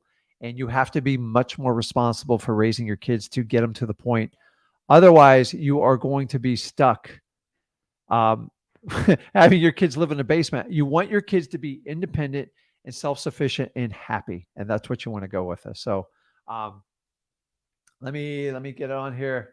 Hey, Kyle, you there? There we go. Hey, Kyle, how you doing, man? Doing good, Rick. How are you? Good, good. What's going on, man? What can I help you out with? Man, there's a lot going on. So yeah, I'm in my early stages here. I'm in Tampa Bay. I got to meet up with Dylan and pick his brain. But I got a couple questions. Nothing too specific. I am noticing that I'm reaching sellers. I'm getting some leads, but they're not very motivated. I was just curious on like if you have any advice on what are some highly motivated, I know everyone wants to know this, but highly motivated lists right now that I should be going after. So, I'm not going to change my tune on it. Government lists are still going to be one of your best sources to get. And then if you're going to use List REI or like ZachData.com, if you look under the vacants and the pre-probates, they're very well. The good thing about those two lists, you don't have to pull them off them. Like Right. I pull them 3 times a year because I can. But if I was new, I'd probably pull it once or twice a year just to have a good list. Now the list's not perfect, but it will catch you some nuggets in there. It works really well. I rather you work those lists before you start digging into like high equity, because then those can get a little bit weedy and a little bit more work. But the biggest cure to lacking in deals when you're starting, are you ready for this, guys? It's quantity. Like there's no cure for quantity. Dylan can't stress to you enough how many people you actually have to talk to. And most of you are way underestimating what it takes. And everybody wants to go, hey, Rick, if I talk to 1,000 people, will that get me a deal? I don't know. You have so many variables, your experience, the market level you're in. What are you saying? Are you actually using the information at freewholesaling.com? Mm-hmm. So I will tell you this, quantity will make up for a lot of deficiencies in experience. And it serves 2 purposes. It gives you a much wider net because you can only deal with highly motivated sellers. So is it frustrating when you deal with people that are like semi-motivated, like even at that, right? Yeah. You're not going to get, you will pound your head. You are going to do realtor stuff if you try to convince even a semi-motivated person to come over to your side of the equation. Yeah. It's not going to work. Those people all need real estate agents. And guys, do not fear real estate agents in this market. They're actually going to help your cause easily, because anyone who wants to list a property for retail, unless it's a very low property with no issues, the market is going to discipline them. Mm-hmm. I know you don't want to hear that, but like I have a lot of deals sitting on the market right now. I know they're going to take 3 months. I know no one's ever going to buy them, and it's going to be the easiest conversation after that. I do not fear realtors, because realtors do not have solutions, because people don't want to go get mortgages at like 8.5% to buy these properties, knowing they can only get them cheaper down the road and they're going to get better financing on the deal. So quantity is hands down going to be your best list. And then if you're not, are you doing this virtually or locally? I'm locally. I'm in Pasco County. So should I be doing more than, should I just focus on one county, or should I be doing like more? Well, if you need to add quantity, if you can add a nearby county or city and add to it because you need more quantity, then that's fine. The problem is if you start stretching virtual markets, it can get painful because you have to learn one market at a time, in my opinion, to truly master a market. And the idea is you can just keep building. So virtual marketing usually takes you about 3 months to even dial in pricing. So if you're okay going to a neighboring city or county that you're somewhat familiar with, mm-hmm. then you can do it. If you don't have any familiarity with it, you got to like figure it out, because it's like if I go one county away from me, like there's a 20% difference in price.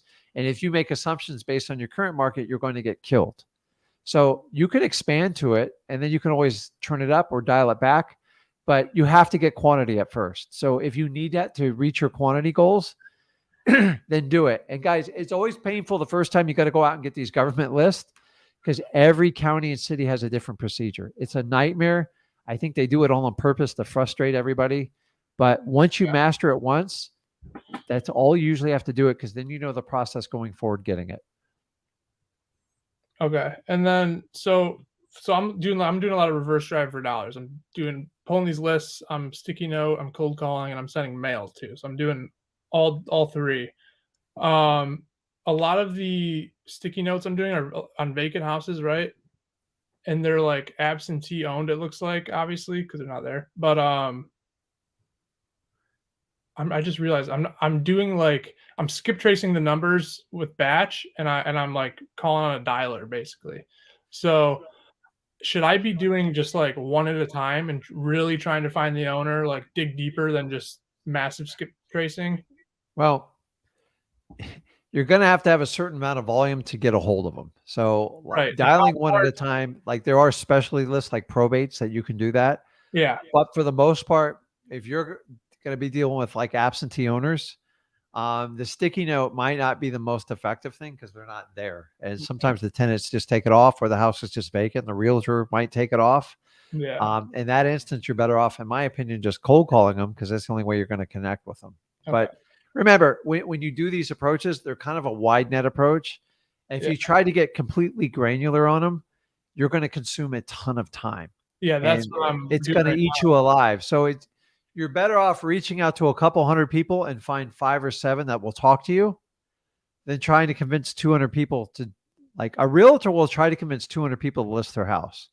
You're only looking for 3 to 5 to even sell their property. Right. And if you understand that equation up front, it's easier to work through.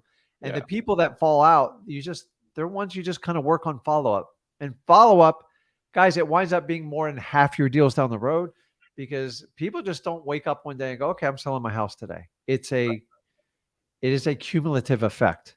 And this current market condition will wear on people. And somehow, do you ever notice like when winter comes around, more negative news comes out in the winter? And I think it's just like, it's colder, the leaves fall off the tree, there's less light in the day. It seems like all negative economic news seems to dump in the winter. And I will tell you, we just went through a midterms, so I'm not going to get political on you, but a lot of stuff got propped up. And usually right after midterms, now we go through what we call a lame duck Congress. They don't get anything done. And then by January, everyone's blaming the other party for this. And then that's when all the negative news dumps down. So you're going to get a lot of shocking news that comes out in January because everybody wants to prop up prices to the end of the year. Hey, it's Christmas, it's Hanukkah, let's all have a good time. And then every January after midterms, there just becomes like this economic meltdown of information. And it's usually all pretty negative because now they're like, okay, we better just throw this. And here's their philosophy. Let's just get it out of the way. So by the end of the year, they forget about it. You're going to see this with the Federal Reserve. You're going to see this with the administration. You're going to see it across the board. Now, when that information comes out, it only helps our cause and what we're doing. And the fact that half the country is covered in a couple feet of snow doesn't make real estate all that much easier. So that's when everyone says, hey, it's, should I wait? Or should I wait to start or anything like that? I'm telling you, December is usually my best month because I can make people to make decisions. That's the only reason. And then January, it always seems to be the dump month. Bad news about everything. So it's only going to proliferate what we talk about in wholesaling. So you just got to make up for it in quantity, what you're doing, and don't overanalyze what you're doing. If it increases your quantity, do it. A lot of it's trial and error. You're going to find, I go, man, I did this and I'm not getting anywhere. But please don't make a haste decision. Here's a haste decision. If someone did like a mailer, well, I just mailed out 1,000 letters. It didn't work. I'm never doing it again. Terrible decision. You need to get more educated, you make decisions like that because that's not how mail works. So why we like government lists where there's smoke, there's fire, you need to find the people with the highest motivation.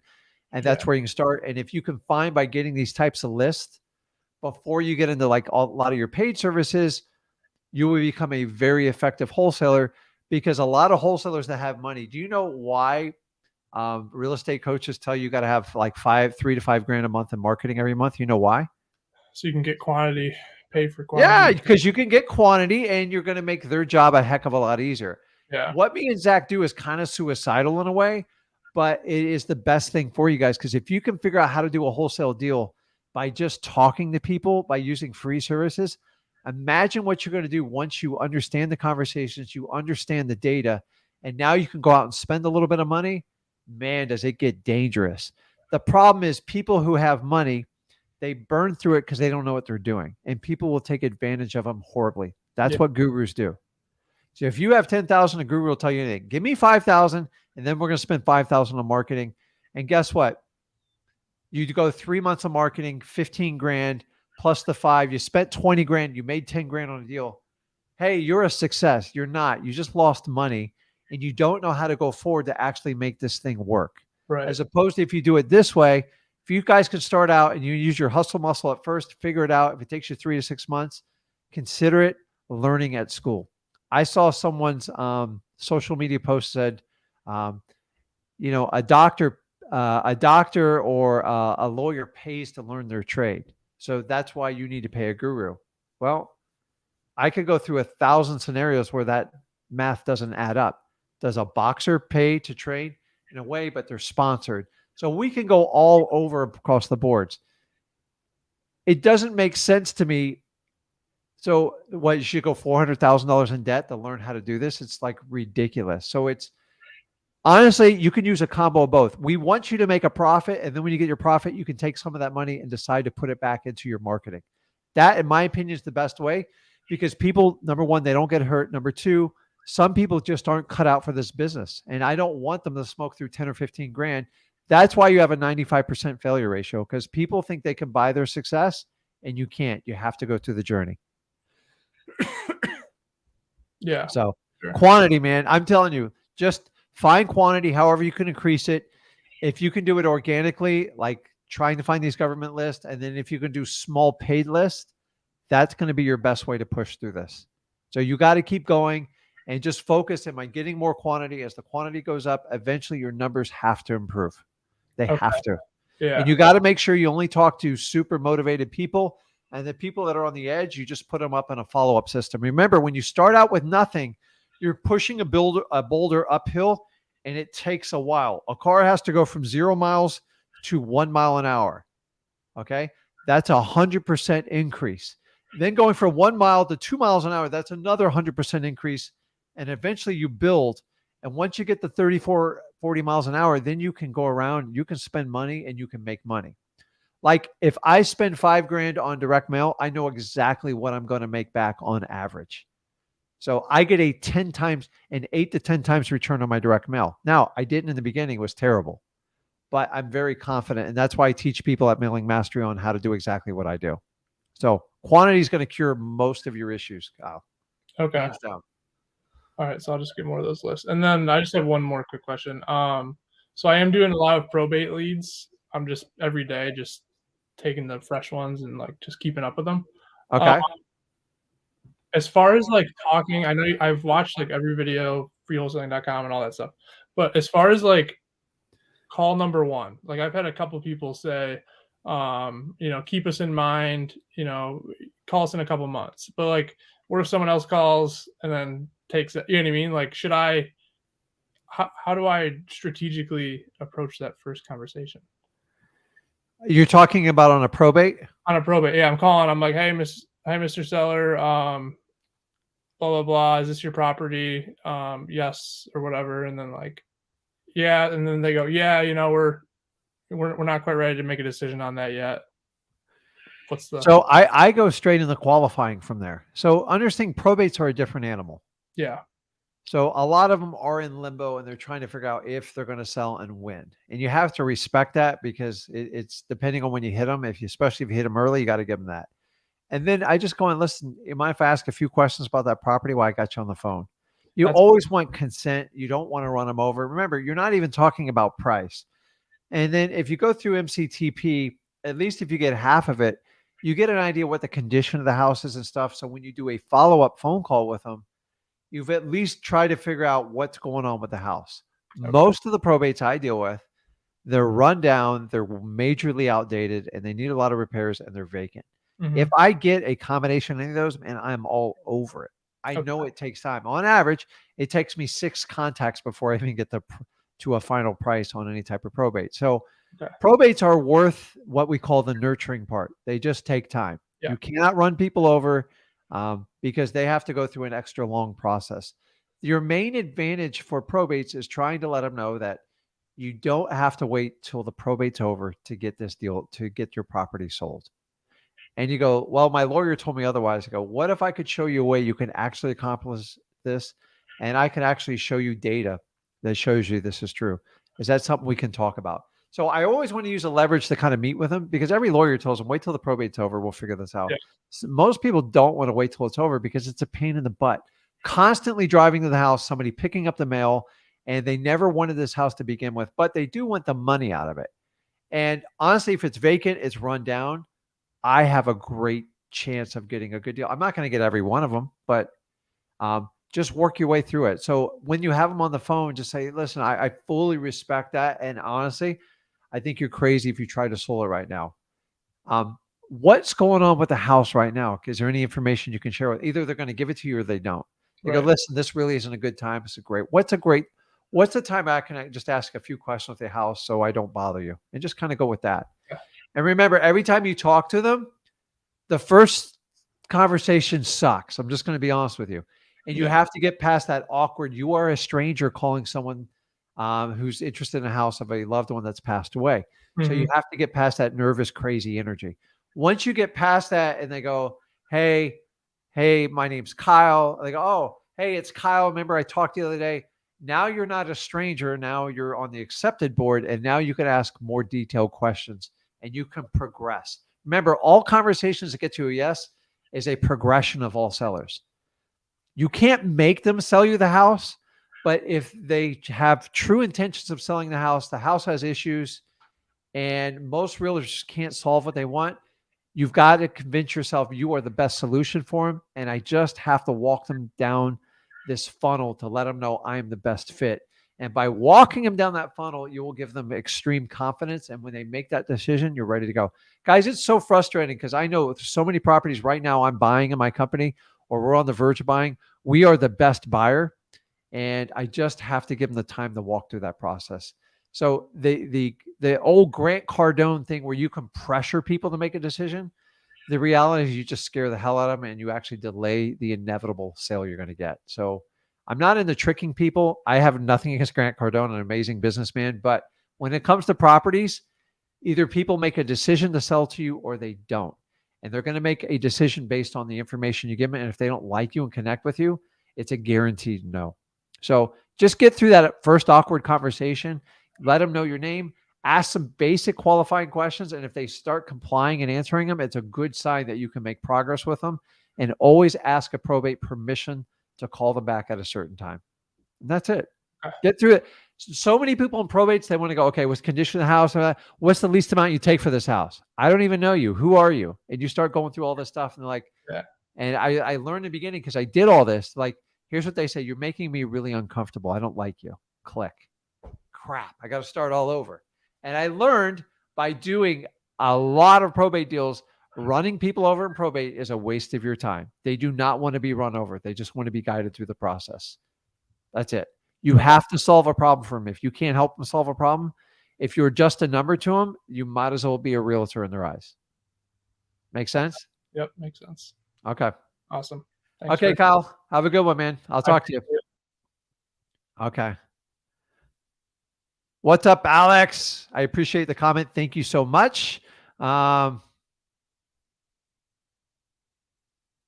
we go. Guys, be super careful of like TikTok. I'm on TikTok. I do it because I want to introduce people to wholesaling. And even though I think some of the videos are like ridiculous, it works. So my problem is people selling courses on TikTok. If you thought regular Facebook and YouTube was bad, TikTok's crazy. Pitt says there's a guy on TikTok trying to sell why is every course 5K, by the way? Can somebody tell me that? Because when I got started, every course back in 2003 and 4 was 20K. So why are courses less when inflation's only raged since 2003? I don't need to really tell you that answer, right? The quality of these courses are horrible for the most part. It is a course. They're focused on number. You're nothing more than revenue to these people. They are flipping students. They're not flipping houses. So if you find a course on TikTok, by the way, the whole purpose of TikTok is to entertain and engage people. It's not to sell courses. So But 5K, they'll teach you a creative financing strategy. Knock yourself out. So crazy. Ira says, I was so nervous to call yesterday, but I did it and got through it. Those calls. See, that's half the battle, guys. You just got to like get through your own fear. If you guys had a chance, go back and watch me and Zach's live stream yesterday. All we did was talk about fear, how to conquer it, how to manage it, and what does it really mean. And it was actually, I thought it was really valuable. It's a really good one. So, and then let's see. Matthew says, hey, listen, went on 2 appointments with sellers today. Didn't close the deal, but looking promising. Just giving some motivation to the people out there. So guys, you just got to get out. You got to take the action. By you not taking the action, you're pretty much making a decision. So let's jump on. Austin, you there? Hey, Rick, can you hear me? Yeah, man. What's going on? Hey, how's it going? What's the temperature in Florida? It's a balmy 74, 75 degrees, and it might get down to like 66 tonight. Oh, wow. It's 43. I'm in Rhode Island right now. Yeah, so I got to people make fun of me because so I wear so most of the time I have flip-flops underneath this table. And yes, Yeah. I have pants on. But when it gets cold, I wear socks and put the flip-flops over it. And then when it gets really cold, I got to put on shoes. So that's how we do layers in Florida, like flip-flops with socks, and then shoes. And then, man, when it gets cold, and but you got to understand, a cold night in Florida is in the like 30s, 40s. Yeah. But like people laugh when I have to go up north. I wear so many layers when it's like 55 degrees out. Everybody's laughing at me. I'm like, I tell you, man, you guys melt in the heat when you come down here, man. We are so used to adapting to the heat in Florida. It's like, it's crazy. And then when you get in like the studio, like you go see, but there's a lot of cameras, there's a lot of lights. The heat gets really hot in here. So that's why I never wear like, occasionally in January, February, I wear like a long sleeve shirt, but man, there's only so much you can do because if I run like high end ACs, you just hear the feedback. So we have to eliminate that. And all good studios I've been to have the same exact issue. It's just a huge heat problem. So, but my son goes, it'll be really nice in February in the studio. I'm like, okay, it's going to be nice for a week. So we have to adapt with the heat. So you guys are just have you got any snow there this year? No, not yet. But yeah, I mean, hopefully soon. I don't mind the snow, but I don't mind the heat either. So, I like it. So I prefer the heat because I can go in the AC and cool down. Like, yeah, when I get cold, man, it's like, and then like, let me ask you, what do you set your, like in January, February? So how do you heat a house? Is it with gas or electric? It's actually oil, Rick. It's expensive too, isn't it? My apartment is all oil. Really? So yeah, it's about. What kind of oil is it? I honestly, I don't know. Yeah. So but I just find it interesting, and I've heard about like gas prices and all that stuff, but it's like in Florida, like we don't, turning on the heat is like crazy stuff. Like it's so like my wife freaks out when the house gets below like 68 degrees. But I gotta tell you, the minute it gets above 73, 74, it's like, I turn the air down. I'm like, do you know what it costs to run all these ACs in this place? It's like right. But like, what temperature do you keep a house in the deep of winter, like so you don't go broke? I have 2 kids, so I have to. Yeah. I mean, for me, it would be around 60. And I'll walk around with like shorts on and a wife beater, but I keep it around like 68, 65. Okay. For my, I got a 7-month-old and a 2-year-old. So yeah, you got to like keep them warm, man, dude. I'm just. Don't worry, dude. I do like I got heaters. My wife will throw like a heated blanket. Like I got to tell you though, it is tough to get out of bed when it's cold and early. It's absolutely. And then I have a couple of my friends live in Wisconsin. Oh, okay. And they're like, man, he goes, you don't know what, like January, February, so they have to plug their car in the garage. That's crazy. And then they go, man, if you don't have a self-starting car, it's suicide. Yeah, because you got to heat it up. It's like you literally freeze to death going from the garage door to. I'm like, is it? And I wouldn't make it because we hit like occasionally hit like 32, 33 here, and I'm like, we are not leaving the building. It's like funny. So I digress, but that's like my biggest challenges. But guys, you got to understand the trade-off. I got to deal with these ridiculous hurricanes. We get some wild floods, and I've got a busted window from a hurricane. Now it's an impact window, but I mean, it's like a ungodly amount to replace. If you ever have to just replace one window, good luck, because it's nobody wants to do it, and these types of windows are like what, and then they have to build an entire scaffolding. I have to rent a lift for $1,800 just to put the damn window on. I think the lift is more than the actual Jeez, window. that's So crazy. yeah, it just, but all from something flying around, hit the window, knocked Yeah. knocked a little crack in it, and the guy's like, "You got to replace the whole thing." I'm like, Jesus. So we're trying to match the window to everything else, and it's just like crazy. But that's the trade-off. Plus, it's an inferno 8 months out of the year here, so it's Right. Now, how did you hanker down when you guys know there's a storm coming? Or yeah, I got it down to a science. So when I was broke, you did everything you could to like save the house. Right. You put up all the shutters. Now I have a different philosophy. I just I send the wife away because she can't deal when the power goes out. That's Right. the biggest challenge in a hurricane is like most people are fine during the storm. You seek shelter or get like in a Right. quality house. But if you get hit direct with a hurricane, you usually lose the power for at least 2 weeks. And that's the part that, because it's 90 degrees the next day. You're Right, like, so right. nothing's refrigerated and it becomes like a real challenge. So if you're financially distressed, it's really Yeah. hard because you typically lose your clothes, all your food, Groceries. Right. and everything, and then you just have like some flooding, and then you got to figure out what to do. So Yeah, when you make a little bit more money, you just pack your stuff up and go, okay, if it's a remodel. So if something happens to it, I go, okay, whatever, we'll just remodel it, move on. It's an insurance claim. But I've been there, man. Like it's I was in Port St. Lucie when we got hit with 2 hurricanes within I think it was 10 days. And I'm like, you That's got to be crazy. kidding me. Water pouring through the roofs. That was a really bad year. Yeah. But it was one of my best years in wholesaling because I did Yeah. so many deals. So it's That's it's like we all have issues. We all like, so we don't deal with freezing pipes. You guys probably do stuff like Yep. that. I wouldn't even like know what to do. So if I buy stuff up by you, like I sell it instantly because I don't know what I'm doing. I Yeah, don't it's know how to also winterize tough. a house. Right. It's also tough, up here with, nobody really wants to repair a roof in the winter. Yeah. So I'm actually, You know, I'm in the process of replacing a roof right now on one of my rental properties. Just kind of, I got the bill. I'm like, you got to be kidding me. I was like, Jeez, wow. yeah. So it's like 10 grand to even do like a basic tiny house, which used to be a $3,000 or $4,000 repair. So I Right. digress. What's going on, man? What can I help you out with? Well, hey, so you and Zach, the amount of information you guys have is just crazy. About 4 months ago, I really started, reading a couple of wholesaling books and stuff like that. But then I found you, Zach, and your page, freewholesaling.com, and I dove all in. I was Awesome. for about a month solid.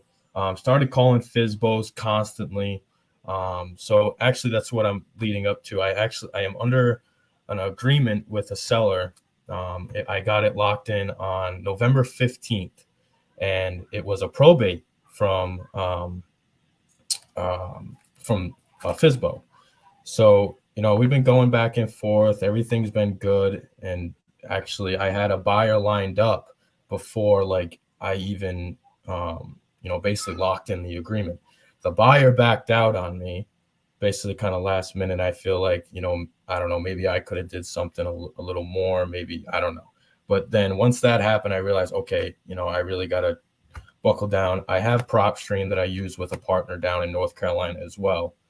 So I kind of just been calling,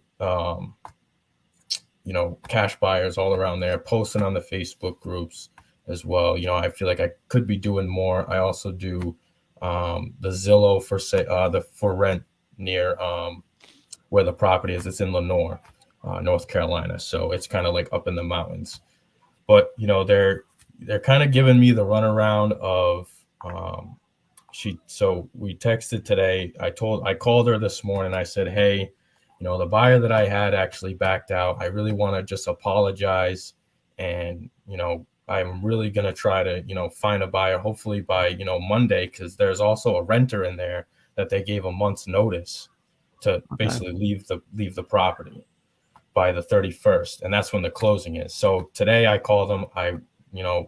We've been locked in at 16, 15 days. So she's like, we've been locked in about a month and you come to me with this and this, that. And I'm like, look, I just want, her name's Lisa. I said, Lisa, I'm really sorry. I just want to apologize. I really didn't know my buyer was going to do that. And I also feel like, I could have done more as well. But so what happened with your buyer? The contractor I had, he had a buyer as well. And that was the buyer. And then she wasn't interested, and all I've been getting, Rick, is just low balls. And so the listed price was 320.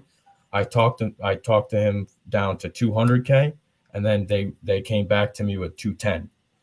So I was like, okay, we locked in at 210. Maybe I feel like I comped wrong, stuff like that. I felt like I could have done my comps a little better and stuff like that. So I'm just kind of like, I'm nervous. I'm all worried about like getting sued and stuff like that. But like, I feel like they're really mad at me. She texted me. She was like, hold on, let me just pull up the text really quick, Rick. Where'd it go? So she texted me saying, our attorney needs the name and the contact information of your attorney or title company that will be handling the closing.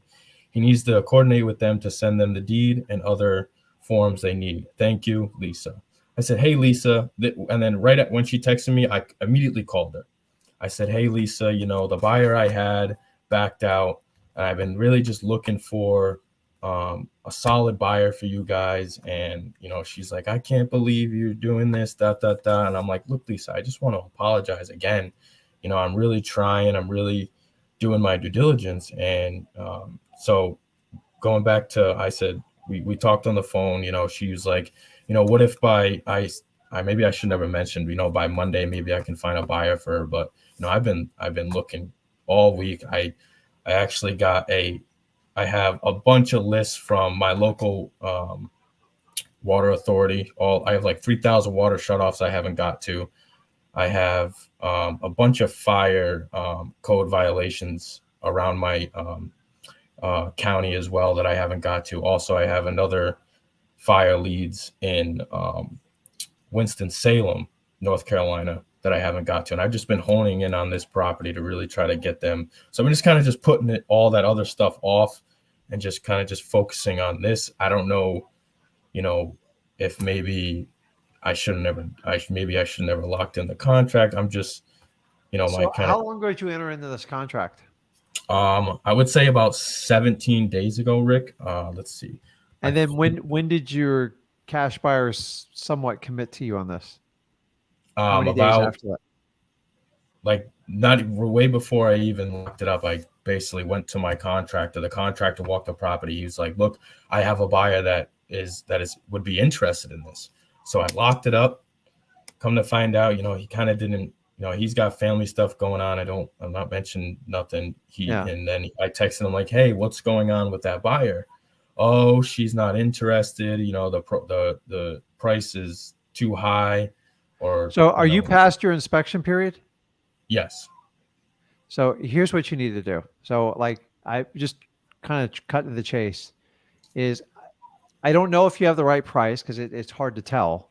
So right. The idea is you get it under contract. You have a good indication that you're well below the numbers you need to be to attract a cash buyer. Right. And then when one cash buyer, listen, unless a cash buyer signs a contract and leaves some sort of deposit, you don't have a deal. And you have to pay attention.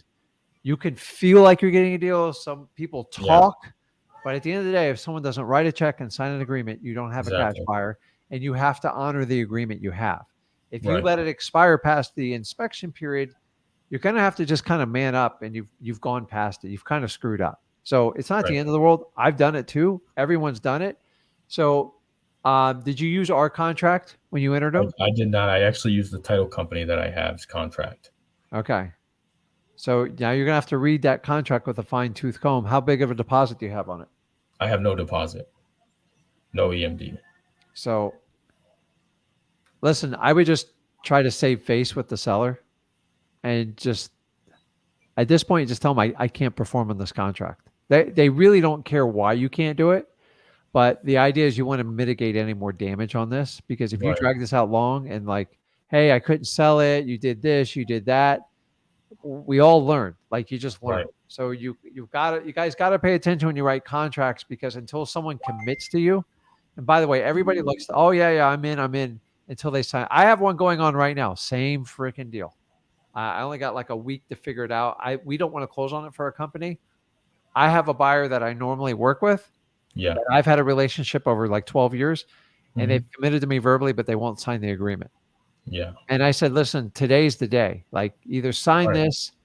Like, on buyers, you do have to put ultimatums with them, because they're going to have you extend forever. Do you know how many buyers I had that actually signed an agreement with me and then they never left a deposit? If you guys read my assignment agreements, every fail I've had is written into that contract. So it basically says, if you sign and you don't leave a deposit by the end of that day, your agreement's null and void, and I can sell it to anybody I want without any obligation to you. So I would just call up the seller and you got to just kind of apologize one more time and just go, I can't make this work. Like, Right. you're not That's even going what to I ask for a was. reduction, because you're not really in a position to even do it, because you don't even have intel if reduction would help your situation or not. So now you have to be in preventative mode. The best way you can do is just be brutally honest with people and go, listen, at this time, I cannot close on this contract. I apologize. Can I send over? So find out whatever release form it is. You need to sign it, and eventually you're going to have to coax her into signing it. Now, here's the good news: is people will say, I'm going to sue you for not performing. What, like, Austin, what's the reality? What are they going to sue you for? Like, how much money are they going to? Right. It's just People always talk about it. Like, look, don't get me wrong. It's kind of a crappy thing you did. I'm just going to be brutally honest, but you learn from it. Right. But mitigate your damage and don't let it go any further, and just move on. Try to move on with her. Apologize. Whatever I need to sign with you, make it right. If you'll sign this release, I'll get out of your hair. You can find the best buyer. If you want me to talk to the renter, I'll try to patch it through, and just move on. Sometimes you just got to move on, and you need to find another deal. And going forward, you will never, ever do this again. Absolutely. People, like I went over this yesterday, the people that sue you are the ones you really piss off and hurt their feelings, because they make it very personal. Right. So if you just go, listen, I messed up, I apologize. Don't talk about how I'm a wholesaler, how to find another buyer. At this point, I just can't close on this property. Something's come up. I don't have the funds, because you don't, and just move on and mitigate it and try to get out of that property so she can sell it. By her suing to you, now she has to tie her property up in a legal process. And to be honest with you, sue you, she's going to have to pay a lawyer $5 or $10,000 just to open up the case. So just fess up, move on. Like, we all make mistakes. Right. And she also said, she wanted to, we were on the phone. She was like, now, are you going to pay me for the probate of me going through the probate? I'm like, no. She had to go through that process either way, right? That's exactly what I said. I was like, look, I've helped you out with this part of it. So it's, I don't know, dude. Like, asking someone for like that a discount is just going to blow up in your face. So I would admit to your shortfalls and just move forward. That's exactly what people that sue you, it means you hurt them and you kept lying to them and you got them so pissed off they hired a lawyer. Right. If you go, listen, I made a mistake, and I want you to find success with your property. So you got to give her the facts. I'm going to sign the release and send it over to the title company. If you could sign it so you can get your property sold. If you want me to help you out with your tenant, you want me to go personally visit them, I'll do whatever I got to do. And she might be pissed, but she'll respect you in the long run for at least coming forward and owning up to your mistake. That's all you can do, man. Like, I've done it before. And in the future, I want you to understand, like, by using our contracts, it's really hard to sue you for performance, because the settlement is basically your deposit. That's it. So when you sign these contracts, but guys, suing someone for performance is a huge obligation. It's terrible. I've never sued someone for performance because I don't want to spend $15,000 suing somebody. It's not worth it. So just move on and don't do this again. Absolutely. So I appreciate you taking the effort, but your problem is you put all your hopes on one cash buyer and it didn't really work out. Right. And you didn't follow through and just assume you get someone else. So you know what they say about assuming anything. You just got to, like, don't let it get you tripped up. And I promise you won't make this mistake going forward. And don't let this take you out from wholesaling. I've made much worse mistakes, dude. Yeah, it's just, I was sitting I here. made She $150,000 mistakes. I wrote a check and moved on with my life. So it's like the mistakes, you just can't afford to repeat them. If you repeat them, you will get killed. Yeah. So she also, she texted me basically, probate has nothing to do with an updated will. After probate, you can get the transferred into our names, but we just have not done that because we did not need to. Our lawyer has just officially made a new deed based on the probated will because you said you needed a new deed. Have you had any training on selling and buying property? Listen, dude, just come clean. I cannot close on this property. I apologize. I have some unfortunate situations in my life. I've signed the cancellation.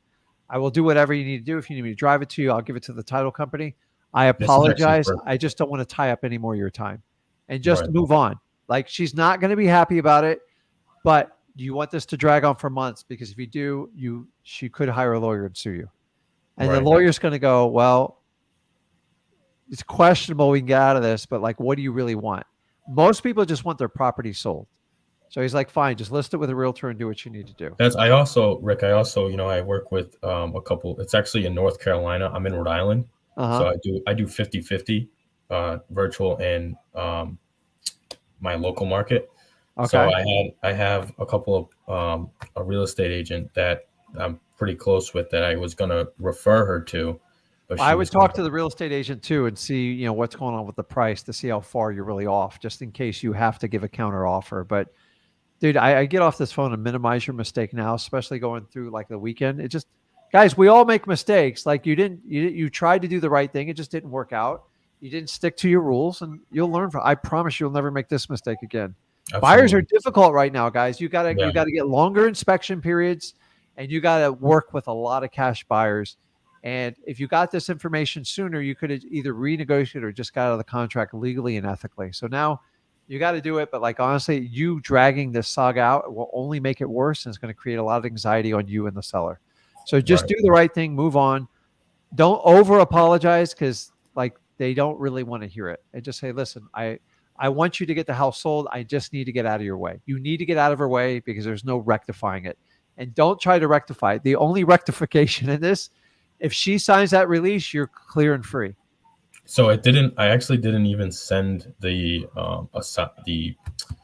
agreement to my title company yet. So here's the other thing is, whichever title company attorney you're working, I would sit down and get their opinion on it, on if you actually have a legitimate deal, just so you know where you stand. Unfortunately, you have to protect you and your family and your business. Right. So find out where it is and then do the right thing with her. And you don't need lawyers to like complicate your lives. You just, she needs to move on. She needs to get the property sold, and talk to the realtor and see how far off you're in a price. And man, take this as a huge learning lesson. It happens. It happens to everybody. But like, the sooner you figure it out, the better off you'll be. Absolutely. Okay. Thank you so much, Rick. Okay, man. I really appreciate your time, man. No problem, man. You got it. Don't worry about it. Keep going. Just fix the problem and move on. Absolutely. Thank you again. See ya. So guys, listen, when you know you've made a mistake and you've screwed up, if you go too far down the rabbit hole and you keep making up excuses and you lie to sellers, that's when you're going to get sued. So as soon as you figure out you made a mistake, if you went past the inspection period, you offered too much, go and rectify it with your seller, because I'm telling you, if you keep going down that journey, it only gets worse. Ask me how I know this. It's better just to come clean, get that difficult conversation so you can move on. The seller can make their life right. You can fix your business. If you drag it on, you're just going to tick them off, and that's how you wind up getting sued. And I don't want anybody to get sued here. So guys, I'm going to wrap this up. I appreciate your time. Make sure you subscribe to my YouTube channel, Rick Ginn, also Zach Ginn. And if you're not subscribed to this channel, Flip with Rick. I will be back on, when am I on? I'll be on Monday evening.